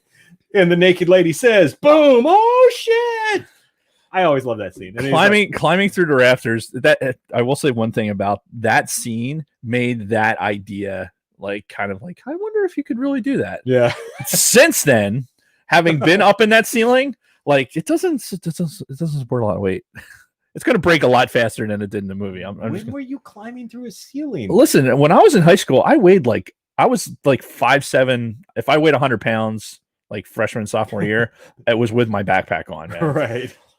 So, but yeah, when he's hiding under the table, right? Mm-hmm. And he's like, Claire's legs are kind of spread. He looks in, sees her underwear, and then just immediately sticks his head in. Are you fucking kidding me? There's no way The balls. they would let that happen. Oh today. yeah, and you're pushing the character is pushing his balls around in a fucking wheelbarrow. You try and let some shit like that happen today. Oh yeah. No, there was no fucking way that was gonna fly. Yeah. Or even just like what's her name? Ali Sheedy's character. Fuck, what was her name? I don't fucking remember. But you know, talking about like nailing her therapist and all that, even though it ended up being a lie, Right. just like the conversation about, you know, like a fucking 16-year-old banging an adult therapist. Well, I don't know. This is Pedowood. They might have like embraced that. Yeah. They might have won awards, you know, for that. So like, oh, they're so brave. But I digress. So, fuck, what were we talking about? Well, just and honestly, even the portrayal of that character is like, okay, this is somebody that is a loner, right? Ali Sheedy's character, Yeah. like it's a loner. Like they portray her as like with the dandruff, like when she does the drawing and she fucking shakes the dandruff. Oh god, that was so into the gross. fucking picture. It's just like, oh god. But there were people like that. I mean, Yeah. we go through high school, there were definitely people that were like, yeah, bathing was not 100% their thing, you know, and that was by choice or by circumstance or whatever it was. But like that particular thing is like, ugh, god. Or when she did the thing with the string and wrapped it around her finger until Right. the fucking Who hasn't blood- done that Oh, though? yeah, Who hasn't yeah. done that? But and see, here's the thing. This is what bothers me about this movie. It's the taking her and the makeover, the fucking makeover bit. Yeah. That to me was like fuck you. That's like Like- perennial 80s right Like there. God, I just that was it put me off so bad. And then the fucking obviously her and fucking the wrestling jock guy are gonna fucking get because there you expected him and Claire to be together, but no, it was again suspension of disbelief for Dave when he was fucking whether he was 14 years old or fucking 45. Yeah. So Not happening. taking a sidestep really quick, going back to my family's viewing of this yesterday when Yeah. we saw it in the theaters. So first, Kristen, like apparently she enjoys the movie. She likes it. She remembers seeing it back in the day. The point that the climax of the movie, this is weird too, because the climactic point of the movie was that basically confessional scene, right? Where it was the five of them sitting around in the circle and they all kind of have their confessional moment where either they talk about how they got there or like their problems with their parents. I mean, if you really pay attention and you listen, you kind of get into the dialogue. It's a very moving scene. And like she actually started crying during parts of that. So, because one of the parts kind of really moved her. And it does get very emotional. Again, if you can suspend your disbelief and try to. Well, yeah, I think it has a lot to do with relatability to the character. Sure. And that's what that was the intent. That was the intent of these characters and having these stereotypes is that everyone in high school most likely fits into one of those bins. Right. And so and what John Hughes, who's really good at doing this, is taking that experience and making it so that if you fit into that category, then you understand what that person is feeling. Yeah. And as far as like the dialogue and all that stuff, let's put a pin in that because I want to come back to that. But as far as my kids, so my oldest and my youngest both pretty much had the same reaction. Rob and Ben both really enjoyed a lot of the mischievous stuff that was going on, them running through the halls, Right. running away from Vernon during those like musical numbers and everything. Bender climbing through the rafters, pretty much all of Bender's fucking Them getting high, doing all the dancing and shit. Yeah, exactly. They liked all the fun stuff. They really enjoyed. But when it came down to the real dramatic stuff, the emotional stuff, they weren't really about that.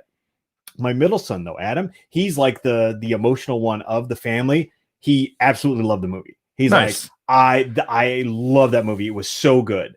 So, that just kind of shows the stark difference and how it can resonate differently with different people. Even though my three kids are all pretty damn close in age, Rob's 17, Adam's 13, Ben's 12, very different reactions from them. So, Rob and Ben more related to the fun stuff, didn't really give a shit about the emotional side, whereas Adam was just all in on all of it. Right. So Listen,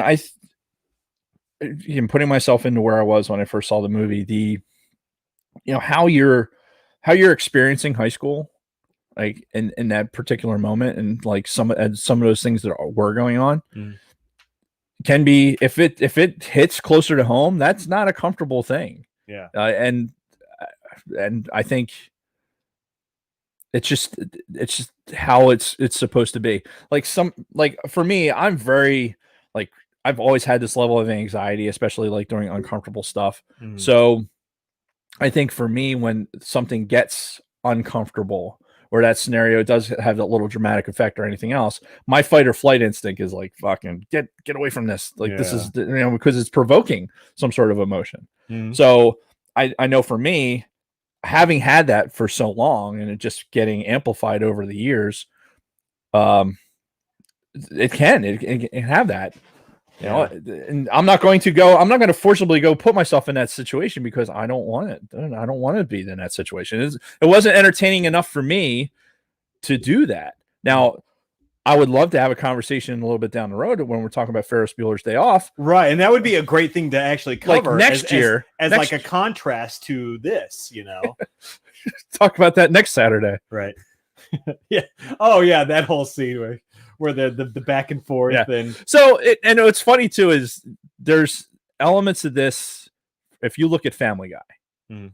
And you like Family Guy Star Wars Mhm. is when that fucking basically that first scene's you mess with the bull, you get the horns. Mhm. Like that is in Family Guy Star Wars. And there's Family Guy has these little elements that are picking from like John Hughes movies Oh, sure. that they yeah. bring in all the time.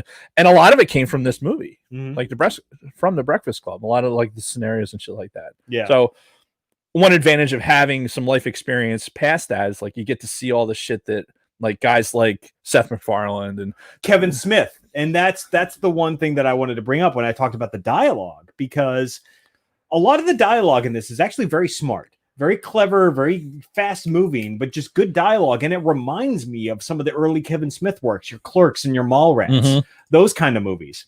And I know these movies had some impact on Kevin Smith because in Dogma, he specifically references John Hughes in the John Hughes Mhm. movies. Yeah. So when Jane, because the whole reason Jay and Silent Bob were in Illinois is because they had watched all the fucking John Hughes movies. Yeah. Yeah.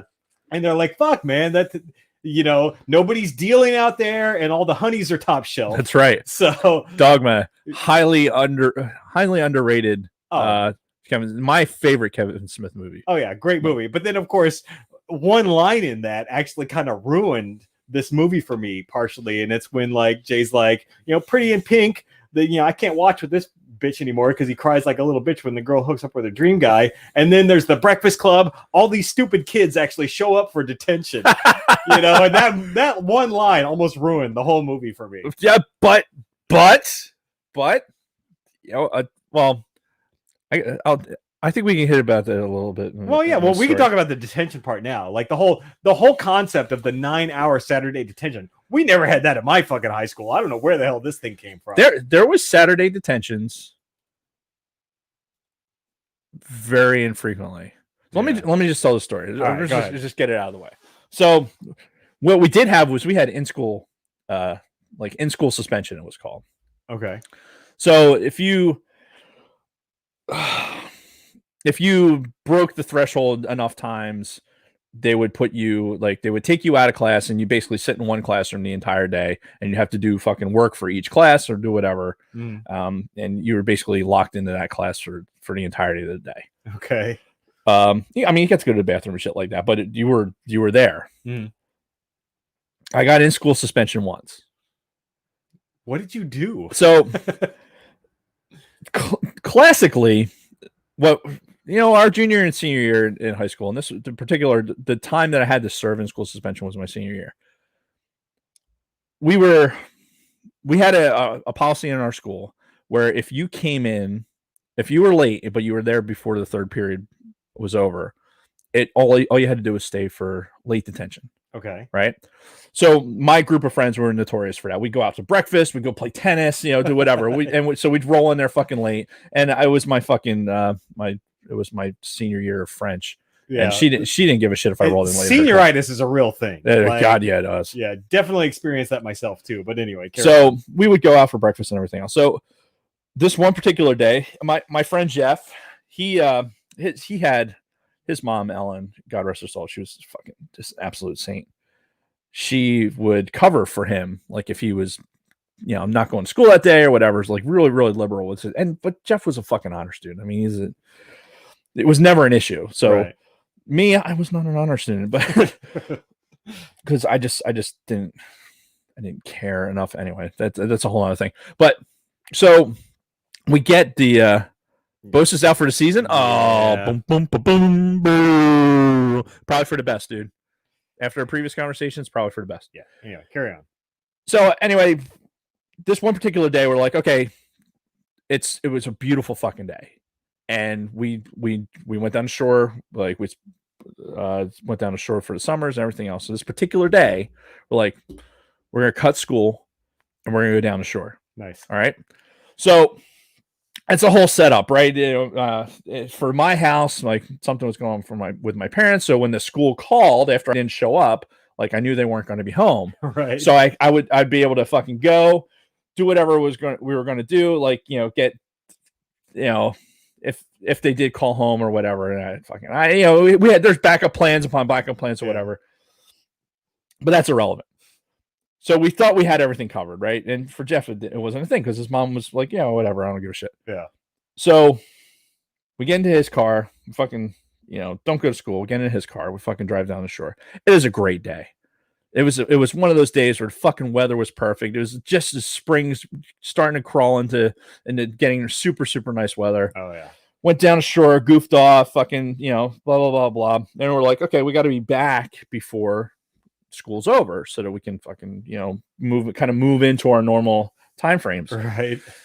So we're on the fucking AC Expressway coming back. Radio's playing. We're fucking, I'm in riding shotgun. We're goofing off, and then we're passing a car. We look over, and it's my friend Brian's parents. They're out driving. They're test driving a car. It was a Ford Taurus. Uh-huh. They're out test driving this fucking Ford Taurus, and I looked at his mother dead in the eyes. I'm like, and I said, "Floor it!" Right?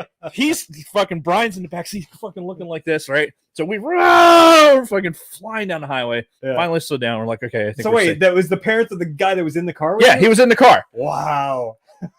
And that was it was part of our group. We were so like when you see one, the rest of us were surely behind.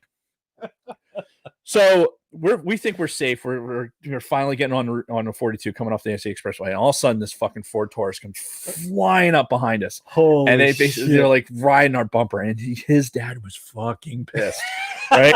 So you just see it, and we're just sitting there going like, oh fuck, right? So they pass us. Mm-hmm. They fucking pass us. We get to my buddy Jeff's house. We're fucking getting our cars and fucking do our thing, right? Yeah. They got to the house because school wasn't over yet. Right. They got home. They called the fucking school and said, "Hey, these fucking clowns, we caught them on the AC Expressway." They fucking ratted us out. So what sucked about it was my fortuitous timing that was supposed to be with the phone call. Uh-huh. My mom was home, so they got a fucking phone call. Why the fuck wasn't he in school? Like now everything comes together, right? So at the end of this, the kid that gets fucking in school suspension is me. Just you? Just me. Wow. Right? My buddy Sean, they had an alibi, worked something out with his fucking parents. Brian's parents handled Brian. Yeah. They probably punished him far worse than the school is going to do. Jeff, didn't matter. Me, I get in school suspension. First time ever, nothing like that. And I'm in a room filled with fucking derelicts. Like, it's literally like people walk by the room, look in there going, the fuck? Like, what are you doing in there? So we had to take, before we had the in-school suspension, we had to take this sheet to each one of our teachers, and they assigned us the work on the sheet. It had to get fucking signed. Like the walk of shame to each fucking yes, teacher. You have this yellow fucking form, which I still have, by the way. Yes, this yellow fucking form, and it was with each fucking thing. And so my buddy Jeff gets hold of it, and he writes like this random shit on there, like, don't mess with me or I'll cut and go down the shore type shit. Like I still have this document. Wow. So this fucking happened. So I'm sitting there, and every fucking period, I've got these three clowns fucking in the window like this, fucking staring at me, making comments, fucking calling the teacher out of there. But the situation was, there was no talking. You fucking sat there. Mm-hmm. You went to the bathroom only if you absolutely needed to. You didn't go in the hallways in between classes. So you were completely isolated.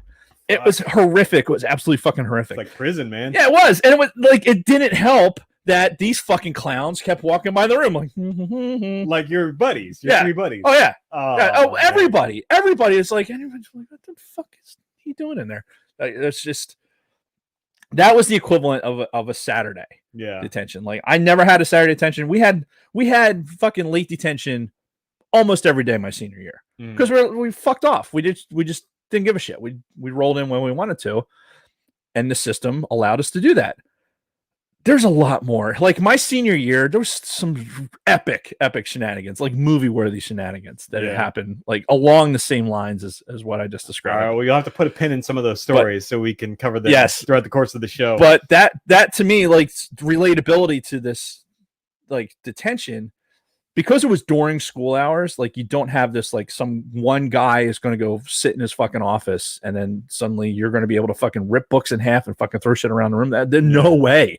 When you were in that fucking room, lockdown, Yeah. and you just didn't do anything, Mm. and that was it.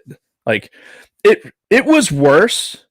That in-school suspension was far more like, if I had gotten that way sooner in my senior year, I wouldn't have fucking, they're like, all right, if you're late this many times, you're getting in-school suspension. Fuck. Never Nope. would have risked it. Nope. Never.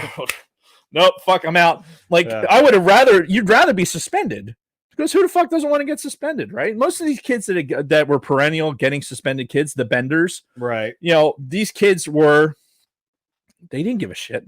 And see, that's the thing. Like, I knew so many kids that were that character, right? Yeah. That Bender character. They just didn't give a shit. And a lot of their acting out in class and everything was like cries for attention, basically. Yeah. But I mean, for me, one of the reasons why this movie always resonated with me was because I really kind of saw so much of myself in the Brian character, the Anthony Michael Hall character. Right. Because I was that fucking nerdy kid who just said and did stupid, awkward things all the fucking time. And, when he was talking about the pressure of his parents and his grades and everything, and that really resonated with me more pre-high school than actually in high school, because it was about my sophomore year of high school where I think my mom kind of stopped caring. Right. But before that, I totally related to that. So I feel like that's why a good portion of that movie, resonated with me, because I didn't know shit about the fucking jock guy or the princess or the bender or the weird girl, except I knew all of those archetypes. Right. But I completely associated with Brian in that. Yeah, Dragon Buddy in the chat said basically the same thing. I think I threw it up on screen at times. Even today, his oldest still said she could name someone in each one of those stereotypes. Yeah. And you absolutely could.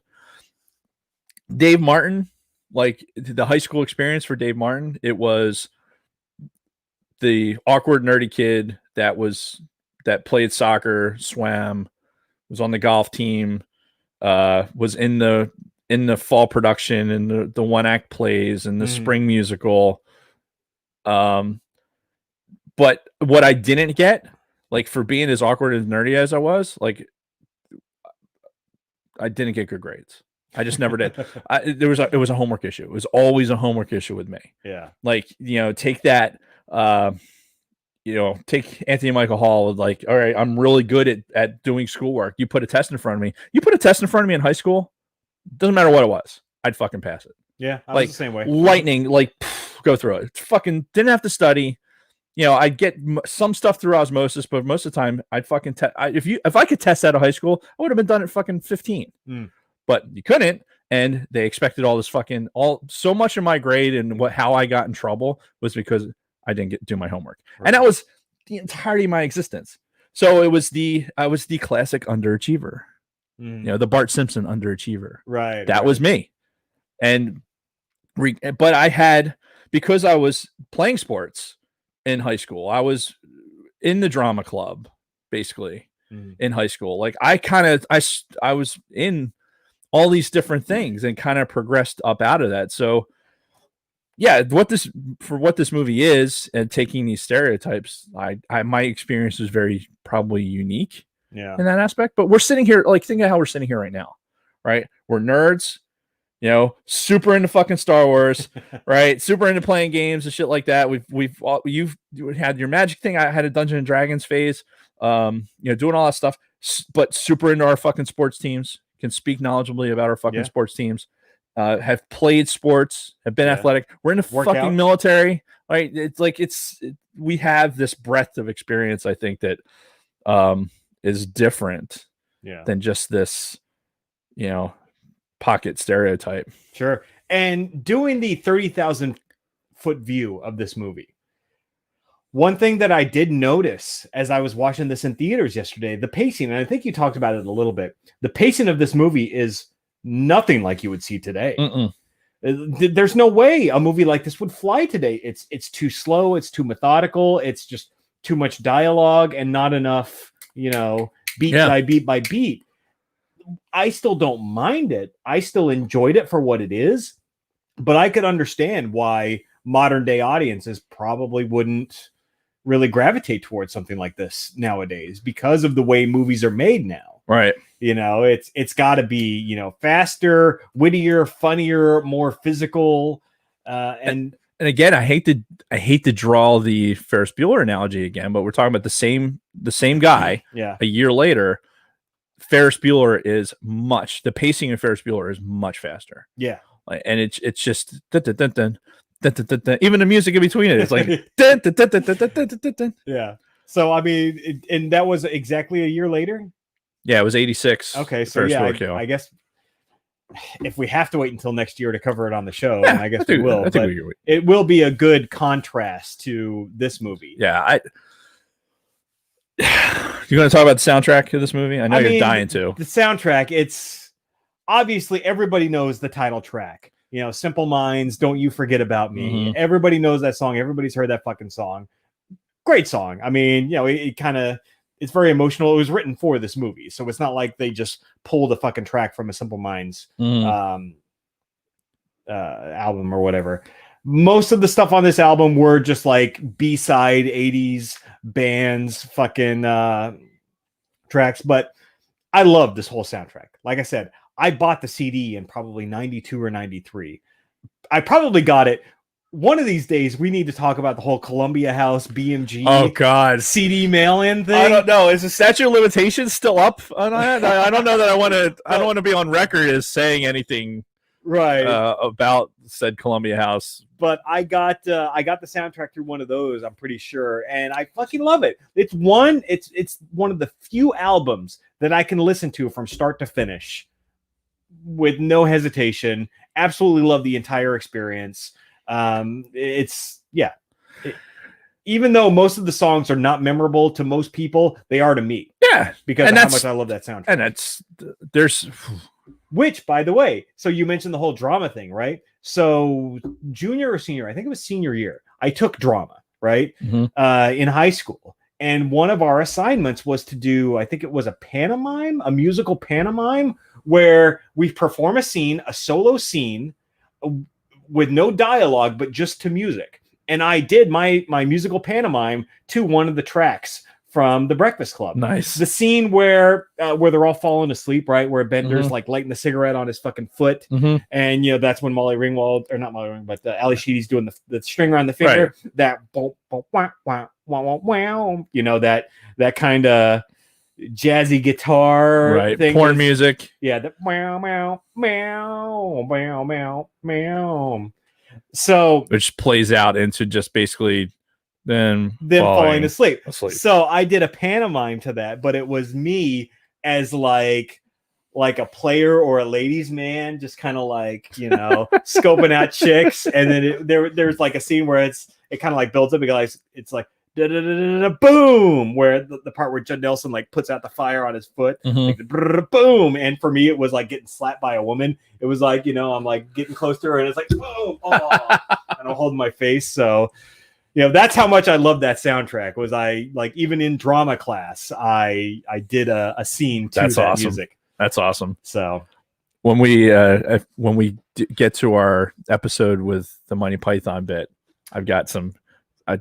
I got some pretty good along the same ilk, you know, in my theater arts class, doing some stuff like that. Nice. With Monty Python. Yeah, so the soundtrack I absolutely love. I still have the CD. I thought I had it here in the studio, but it must be in. He was all upset with himself this morning when it wasn't in the studio.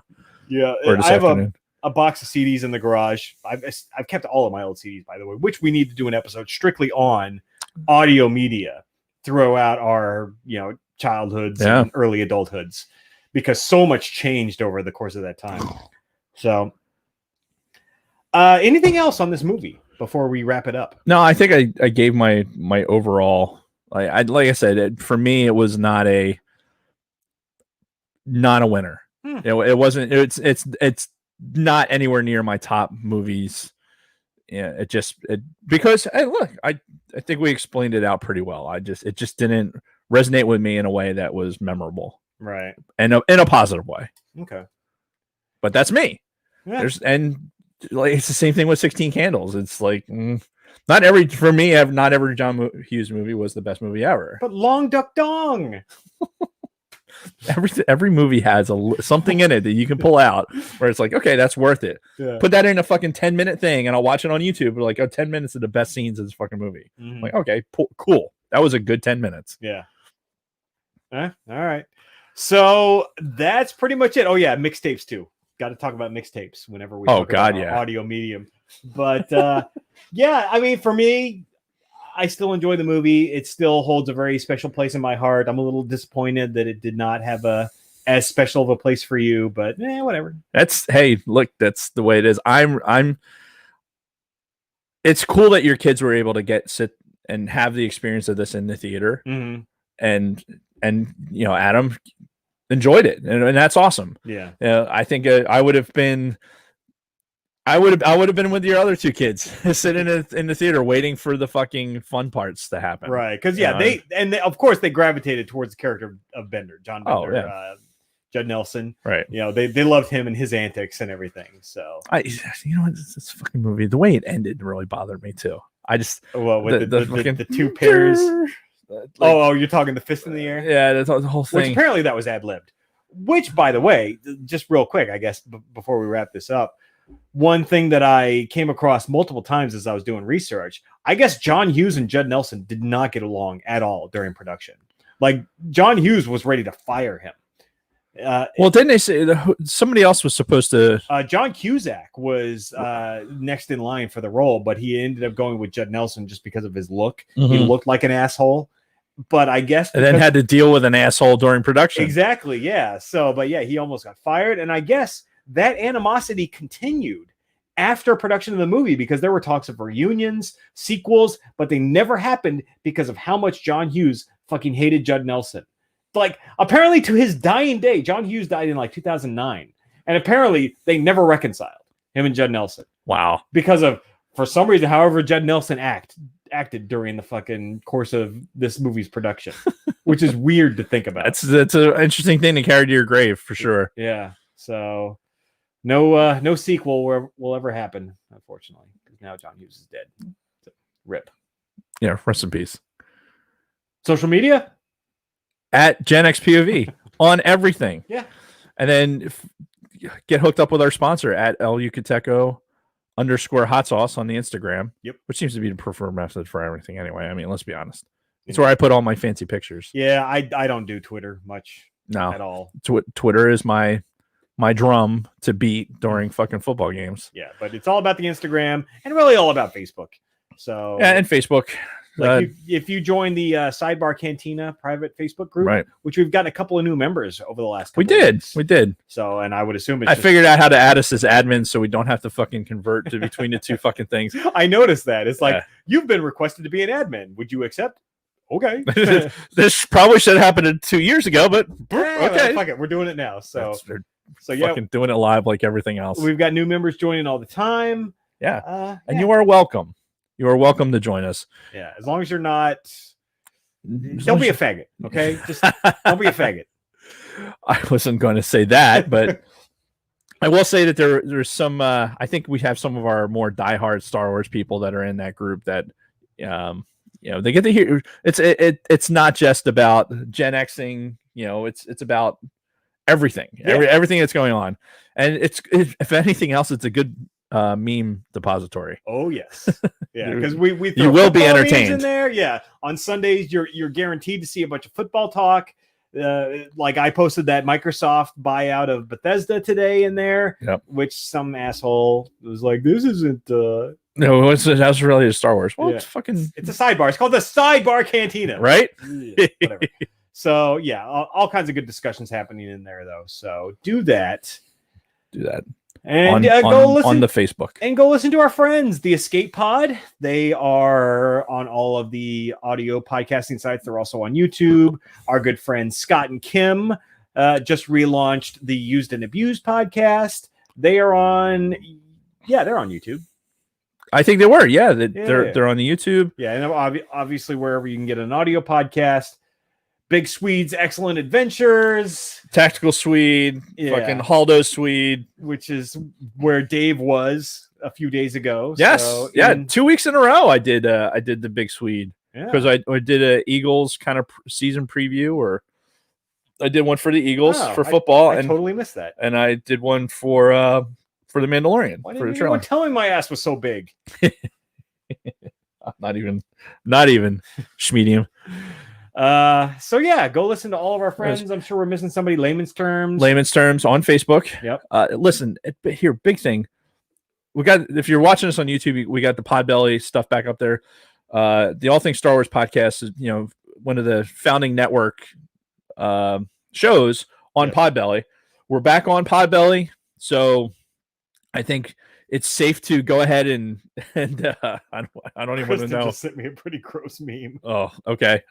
Go to podbelly.com. You'll find us on there. You'll find a lot of really good podcasts. All the podcasts we just mentioned are on Podbelly. We've had a good relationship with Podbelly with the All Things Star Wars podcast. We continue that relationship now. It's only going to get better because I'm going to keep bothering Jason to keep bothering people to make sure that happens. Yeah. But go to podbelly.com. Just go to El Yucateco, shop El Yucateco. You can support us the podcast that way. But the reason I brought that up, our YouTube channel, really, we need to make a good push to get us to 100. I'm sick and tired of trying to fucking cut and paste this long ass fucking YouTube address. We need a URL, but we need 100 subscribers to do it. So if you're watching us on YouTube right now, find 5 of your friends and spam them or create fake accounts. We don't care. Dave will suck your dick for YouTube subscriptions, so just do it. Listen, the record has shown that the only person that will suck dick for anything related to that is Jason. I don't know where he's getting that. I believe there's volumes of evidence. Show me even one piece of evidence. I'll have to go into the YouTube archive. Yeah. But to do that, you should subscribe first. You have to subscribe and then share it with your friends and get them to subscribe so that we can have a sweet URL to go along with the podcast. Yes, as Dragon Buddy says, lend a hand for a hand. Hook us up. Come on. Yeah, hit the like button. Smash it. All right. I gotta pee. Yeah, so this is a good time to wrap this up. Yes. So thank you everybody for watching on YouTube. Thank you to all the audio listeners. And especially thank you for your patience as I'm struggling to get the audio episodes out there. But we'll get it done. We'll get caught up and we'll be on a regular flow someday. Or not. Right. We do it live. And yeah, indeed we do. And remember, everything we told you today was true from a Gen X point of view. Okay, now what do I click? All right. Oh my God. Yeah, I got this too. Indeed. Ooh, it's dark. Of course it is. Oh, man. Felt weird because this is the first time we've done this in 2 weeks. So, episode 9, Raw.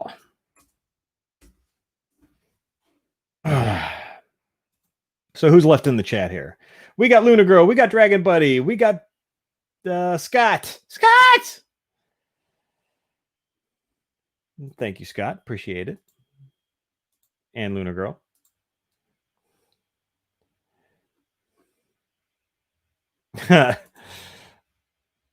Ben let me know that Kristen was home. Oh, and speaking of which, Kathleen Martin was really trying to distract me in the chat. Don't think that I didn't notice, but I tried not to acknowledge. Problem? It's fucking dark out there. What was she distracting you with? Oh, she was talking about me doing the fucking Claire lipstick trick in my fucking pecs. What is this thing? I don't have pecs, so I don't know. I really don't either, honestly. I've been sporting a chicken chest since I was fucking 10. Thanks, guys. Thanks. Fuck Joe Buck. 100% agree. Oh, I want to talk about Ferris Bueller's Day Off now. I just wanted an excuse to watch that movie. That is one of my, like, where this movie not up there on the list of musts, but Ferris Bueller's Day Off in my probably top 5 non-Star Wars movies in that list.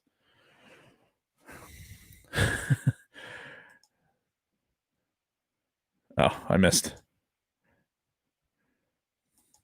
Yeah, and listen, for all you guys that are in the chat, thank you so much.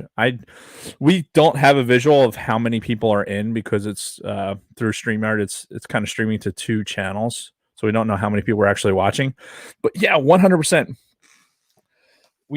I want to get to 100 subscribers like really quickly, just because it'd be way easier to push out. I want a little bit more content if I didn't have a shitty URL for the YouTube. So any help there is much appreciated. War Games, another great movie. Talk about one of the nerd movies. I don't know. You had to be a nerd to appreciate that movie, but I think we all put ourselves in that. What movie? War Games. Oh, we were just talking about that at work today. Really? Yeah, because I mean, obviously, I work in a cybersecurity unit, Right. so War Games has some. Yeah. Would you like to play a game? Some interesting. I don't even know how to describe it. Obviously, some of the stuff in it is ridiculous, but at the same time, Ronald Reagan watched that at Camp David one weekend, and then came back and is like, "Yeah, we gotta up our security for our fucking government computer networks." Yeah. So, well, and they did, honestly. Yeah. Because let's face it, those analog systems were a lot more vulnerable than. And War Games is on Amazon Prime right now. Is it really? Yeah. Interesting. So that'd be a good one. That would be a good show topic. Yeah, I'll tell you, the John Hughes era, like we're talking about these movies, these mid to late 80s movies. Mm-hmm. I was probably more leaning into the Matthew Broderick character in a lot of these than the John Cusack character. I could see that.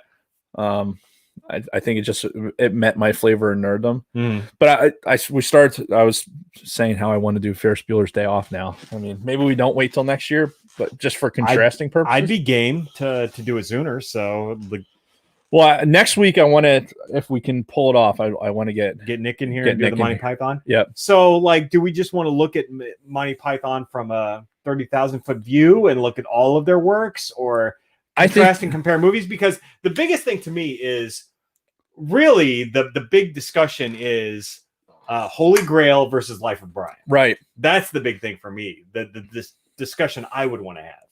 And it can center on that. Yeah. I know where I fall on that, but there's Monty Python Flying Circus was one of those where, like, from an album standpoint, like even LP wise, like having Monty Python on LP with the LP specific fucking humor in it, with the so the biggest one from that, because I remember there was that album that came out. It was like the 2 CD set. Yeah, it had the fucking, looked like somebody was sliced open at the belly. And it was them recreating a lot of the Flying Circus skits. Mm-hmm. In an audio format. So it wasn't them just pulling the audio from those skits. They re-recorded all of this stuff. Yeah. And the biggest one that stuck out for me, like really one of the best Monty Python skits ever, was the Argument Clinic. Mm-hmm. I'd like to have an argument. And we'll save that for the show. No, we won't. No, I came here for an argument. No, you didn't? Yes, I did. Oh my God. Like that is, to me, that is the classic Flying Circus skit. Oh, absolutely. Period. Well, and like I know a lot of people like the Spam and whatever. But Spam's a good one just because I could do all the voices in it. Yeah, but that's all it is. The Lumberjack song. I did the Lumberjack song. Oh yeah. For a fucking drama thing. Did you? Oh yeah. Nice. Yeah, I did. I'm a lumberjack and I'm okay. Yeah, which got awkward. It got awkward as you get further into the song. I cut down trees, I wear high heels, suspenders, and a bra. I wish I'd been a girly, just like my dear papa. He cuts down trees, wears high heels, suspenders, and a bra. Yes. Oh, it's good shit. Yeah. So I think I'd like to get Nick in here. We do the Monty Python, and then maybe so we would have to just figure out like what we're going to focus on. Because like we could have like 10 episodes just on Flying Circus. Well, so we would have to narrow it down to something. We could, and I think without giving something away for the episode, like where do you think where would you fall Like if I'm a Holy Grail guy, because that's what I'm like. If we're rating one versus the other, I'm a Holy Grail guy. Oh, I'm Life of Brian Okay, by far. perfect. We'll do the verses then. Okay. We'll do the verses then because Life of Brian, Life of Brian is one of those. It has funny parts, but Holy Grail is the Holy Grail. Yeah. Who are those people out there? Maybe it has something to do with the fucking full frontal nudity. I think that's I think I stole that from Nick, but Who's that? but yeah, we'll do that. We'll just do we can kind of hint around. Like I think we're for those of you who are watching, just forget this part. But I think if we just talk about like, hey, how you came about it, how you came about how Monty Python came into your life. I actually do have some pretty good stories about that. Yeah. Too. So like for both movies, for both Life of Brian and Holy Grail, I have good stories about both of those. Right, because I think the whole idea of doing something for Monty Python is talking about how something that's not necessarily geared towards Gen Xers can affect Gen Xers just by the nature of it existing. Oh yeah, because obviously it was made long before right our generation. Yeah, Flying Circus we were infants. Like, the movies, especially Holy Grail, really was the one that had the bigger impact on our generation. Like the exposure was everywhere. Yeah. So okay, yeah, we'll table all that for the next. But I think I'd like to get it in there because it's before you have more work shenanigans. So we before the schedule starts getting interrupted with that. Yeah. So next week would probably be best. I guess you guys just swing over right from work and. Well, it's Monday, so right. We're teleworking on Monday, so. He said he'll be available for whatever. So okay, then that'll be the plan for next Monday. I'll do my best to, you will do it. Scott Rasmussen, how have you never seen any of the Monty Python movies? Are you fucking kidding me? And you're slightly older than us, so you would think that that's like you're a couple years older than me and Dave, so that's like right at your time. Okay, Scott, this is okay. You have to do this. You have to watch these fucking movies. And be very engaged in the chat for next week. And you know what? Not even Kim. Kim, get on Scott. Make him watch these fucking movies. So, and you will do it. And you tell us from a person who's never seen a Monty Python movie, tell us which one is better, like in your opinion. Holy Grail or Life of Brian. Yeah. It's a shame it's kind of give us that aspect that Bronco Fett failed to give us because he does not like He does not like the what we just talked about, the Breakfast Club. Yeah, he was not a Breakfast Club fan, so he pieced out. Which I mean, let's face it, we have a listener base that kind of enjoys the nonsense more so than the topic. Indeed. So and that's why we do an hour and 10 minutes of banter, and then was it an hour and 10 minutes, and then 45 minutes of the actual topic. Oh my god, dude, I'm still fucking. I don't. What's the game tonight? I don't even. It's the Saints because I have Drew Brees playing. Right. I don't even know who they're playing, honestly. Oh, and how about the fucking Falcons in true Falcon fashion? What? Blowing a huge fucking lead. So, if you were a conspiracy theorist, okay, and you look at that game, how does a professional football player not pick up that ball? Like, you're the receiving team. You can fucking pick that ball immediately. Like, it's the fucking kicking team that has to wait for it to travel a certain amount of yards before they can recover. Mm-hmm. Like, you get that immediately. They fucking sat there and watched it. Like, how can you, if you were a conspiracy theorist and you really, and Jerry Jones in Jerry's fucking house, suddenly the fucking homeboy puts the ball on the turf. I've never seen anything like that in my life. Yeah. Puts the ball on the turf, fucking kicks it so it spins like this. Brilliant, by the way. Brilliant. Yeah. But how did you know that you were going to fucking mesmerize 3 fucking Falcons special teamers? It's spinning. I guess I can't touch it. And like, there's no poison call. There's no poison call in that fucking play if you're the receiving team. So why look at it? Why? Doesn't make any fucking sense. Yeah. Just not just one of them, the 3 of them. 3 fucking idiots. They should be on the street, honestly. Yeah. They should be like, dude, you're done. You're going to the practice squad. Yeah. You You best unfuck yourself because never mind the fact that the there were some questionable calls in that game anyway. The fucking Cowboys should never came back in that game, but whatever, it is what it is. Right. But and then to have the game in hand, all you got to do is pick the fucking ball up and then don't do it. It's you know what? It's classic Falcons. Right, exactly. And that's what I say in true Falcons Yeah. fashion. You're You know, right. they You're 100% right. Picking right up where they left off in that Super Bowl a few years ago. Oh, Just God. It's a shame too because I like Matt Ryan. He's a Philly product. You know, I don't think he's the worst ever.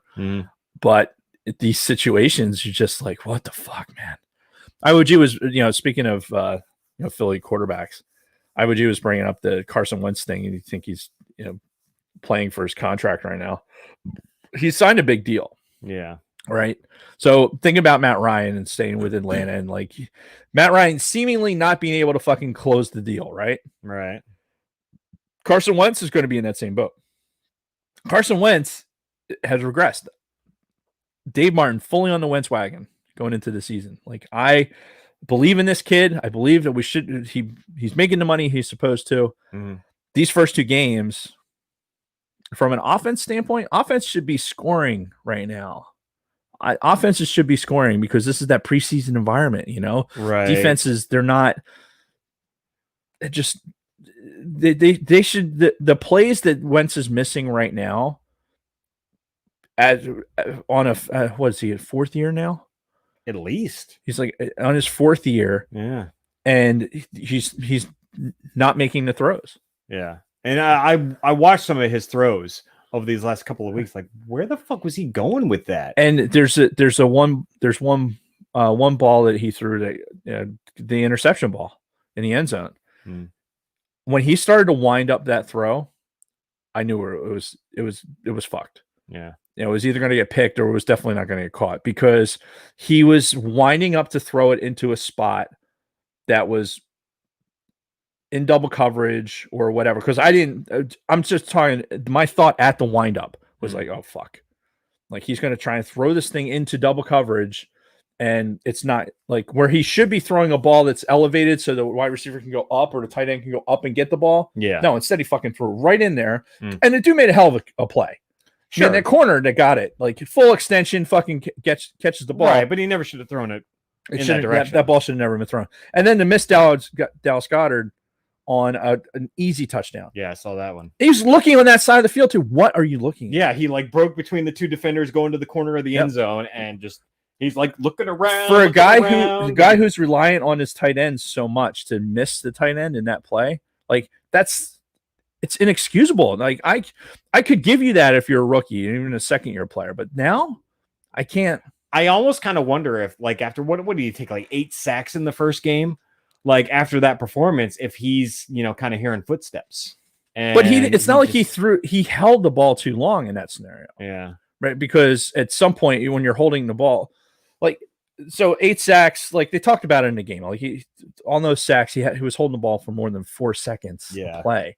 And he didn't do that in this game. Like, the line held, they had a bit of a running game, which they took the foot off the gas too much for that. But you read my tweets, you'll get 100% Dave during the fucking thing. Like, I think Doug Peterson was just too busy trying to fucking outsmart everybody. Yeah. You know, he thinks like, oh, this is the play call we're going to make. And, you know, and he starts outsmalling. Yeah. Yeah. Kristen lost her first round draft pick. That's bad on so many levels. That's bad for fantasy. That's bad for the Giants, obviously. But I mean, it happens every year though. Somebody who is like a first round fantasy football draft pick, like, is lost for the season within the first couple of games. Yeah. And it happens every year. And unfortunately for Saquon, this is like,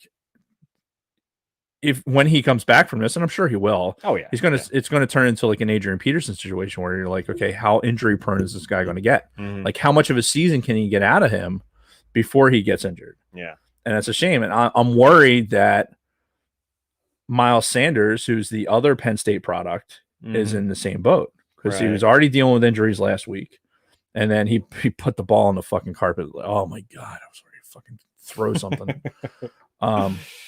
Yeah. But yeah, these injuries, I think that the conditioning, off-season conditioning, lack of preseason, everything else, I think that's why we're seeing these injuries. Oh yeah, no doubt. And it's it's unfortunate because what are they playing for? Like they're not playing. You can't stand there and have the energy of the crowd to rain down on you if you do something well or suck. Yeah, and there's really something to be said about that crowd energy. Yeah. So, yeah. Well, I think this is a good time to close it out. Got about an hour until bedtime. Kristen just got home, so I got to find out how her first day of work was. Nice. So Nice. we'll see how it goes. But thanks to everybody who's been sticking around. Yeah. Appreciate it. Thank you. I think it might just be the pair of Luna Girl, Dragon Buddy, and then Scott hanging out. So good luck, Brady, tonight. I hope Drew Brees scores 52 points in fantasy. No good luck, Brady. Yeah, it's the Raiders playing. I'm just being nice. Yeah. I'm not fuck the Raiders. It's what's funny. Now that they're in Vegas, like it backs off a peg for some reason. It just I'm like okay, they're out of the fucking Bay Area. They're not in LA. It's like just move that peg over to the Las Vegas peg and like try and give them the. I mean, they're no fucking doubt. Lions and Browns in my ranking, but they're still pretty low. I'm pretty sure the Browns won a game. I don't buy it. I don't believe it. Anyway, I refuse to acknowledge that. We'll talk about that on our Thursday show. All right. Thanks, everybody. We love you guys. You are the best. Peace, We'll bitches. Talk to you soon.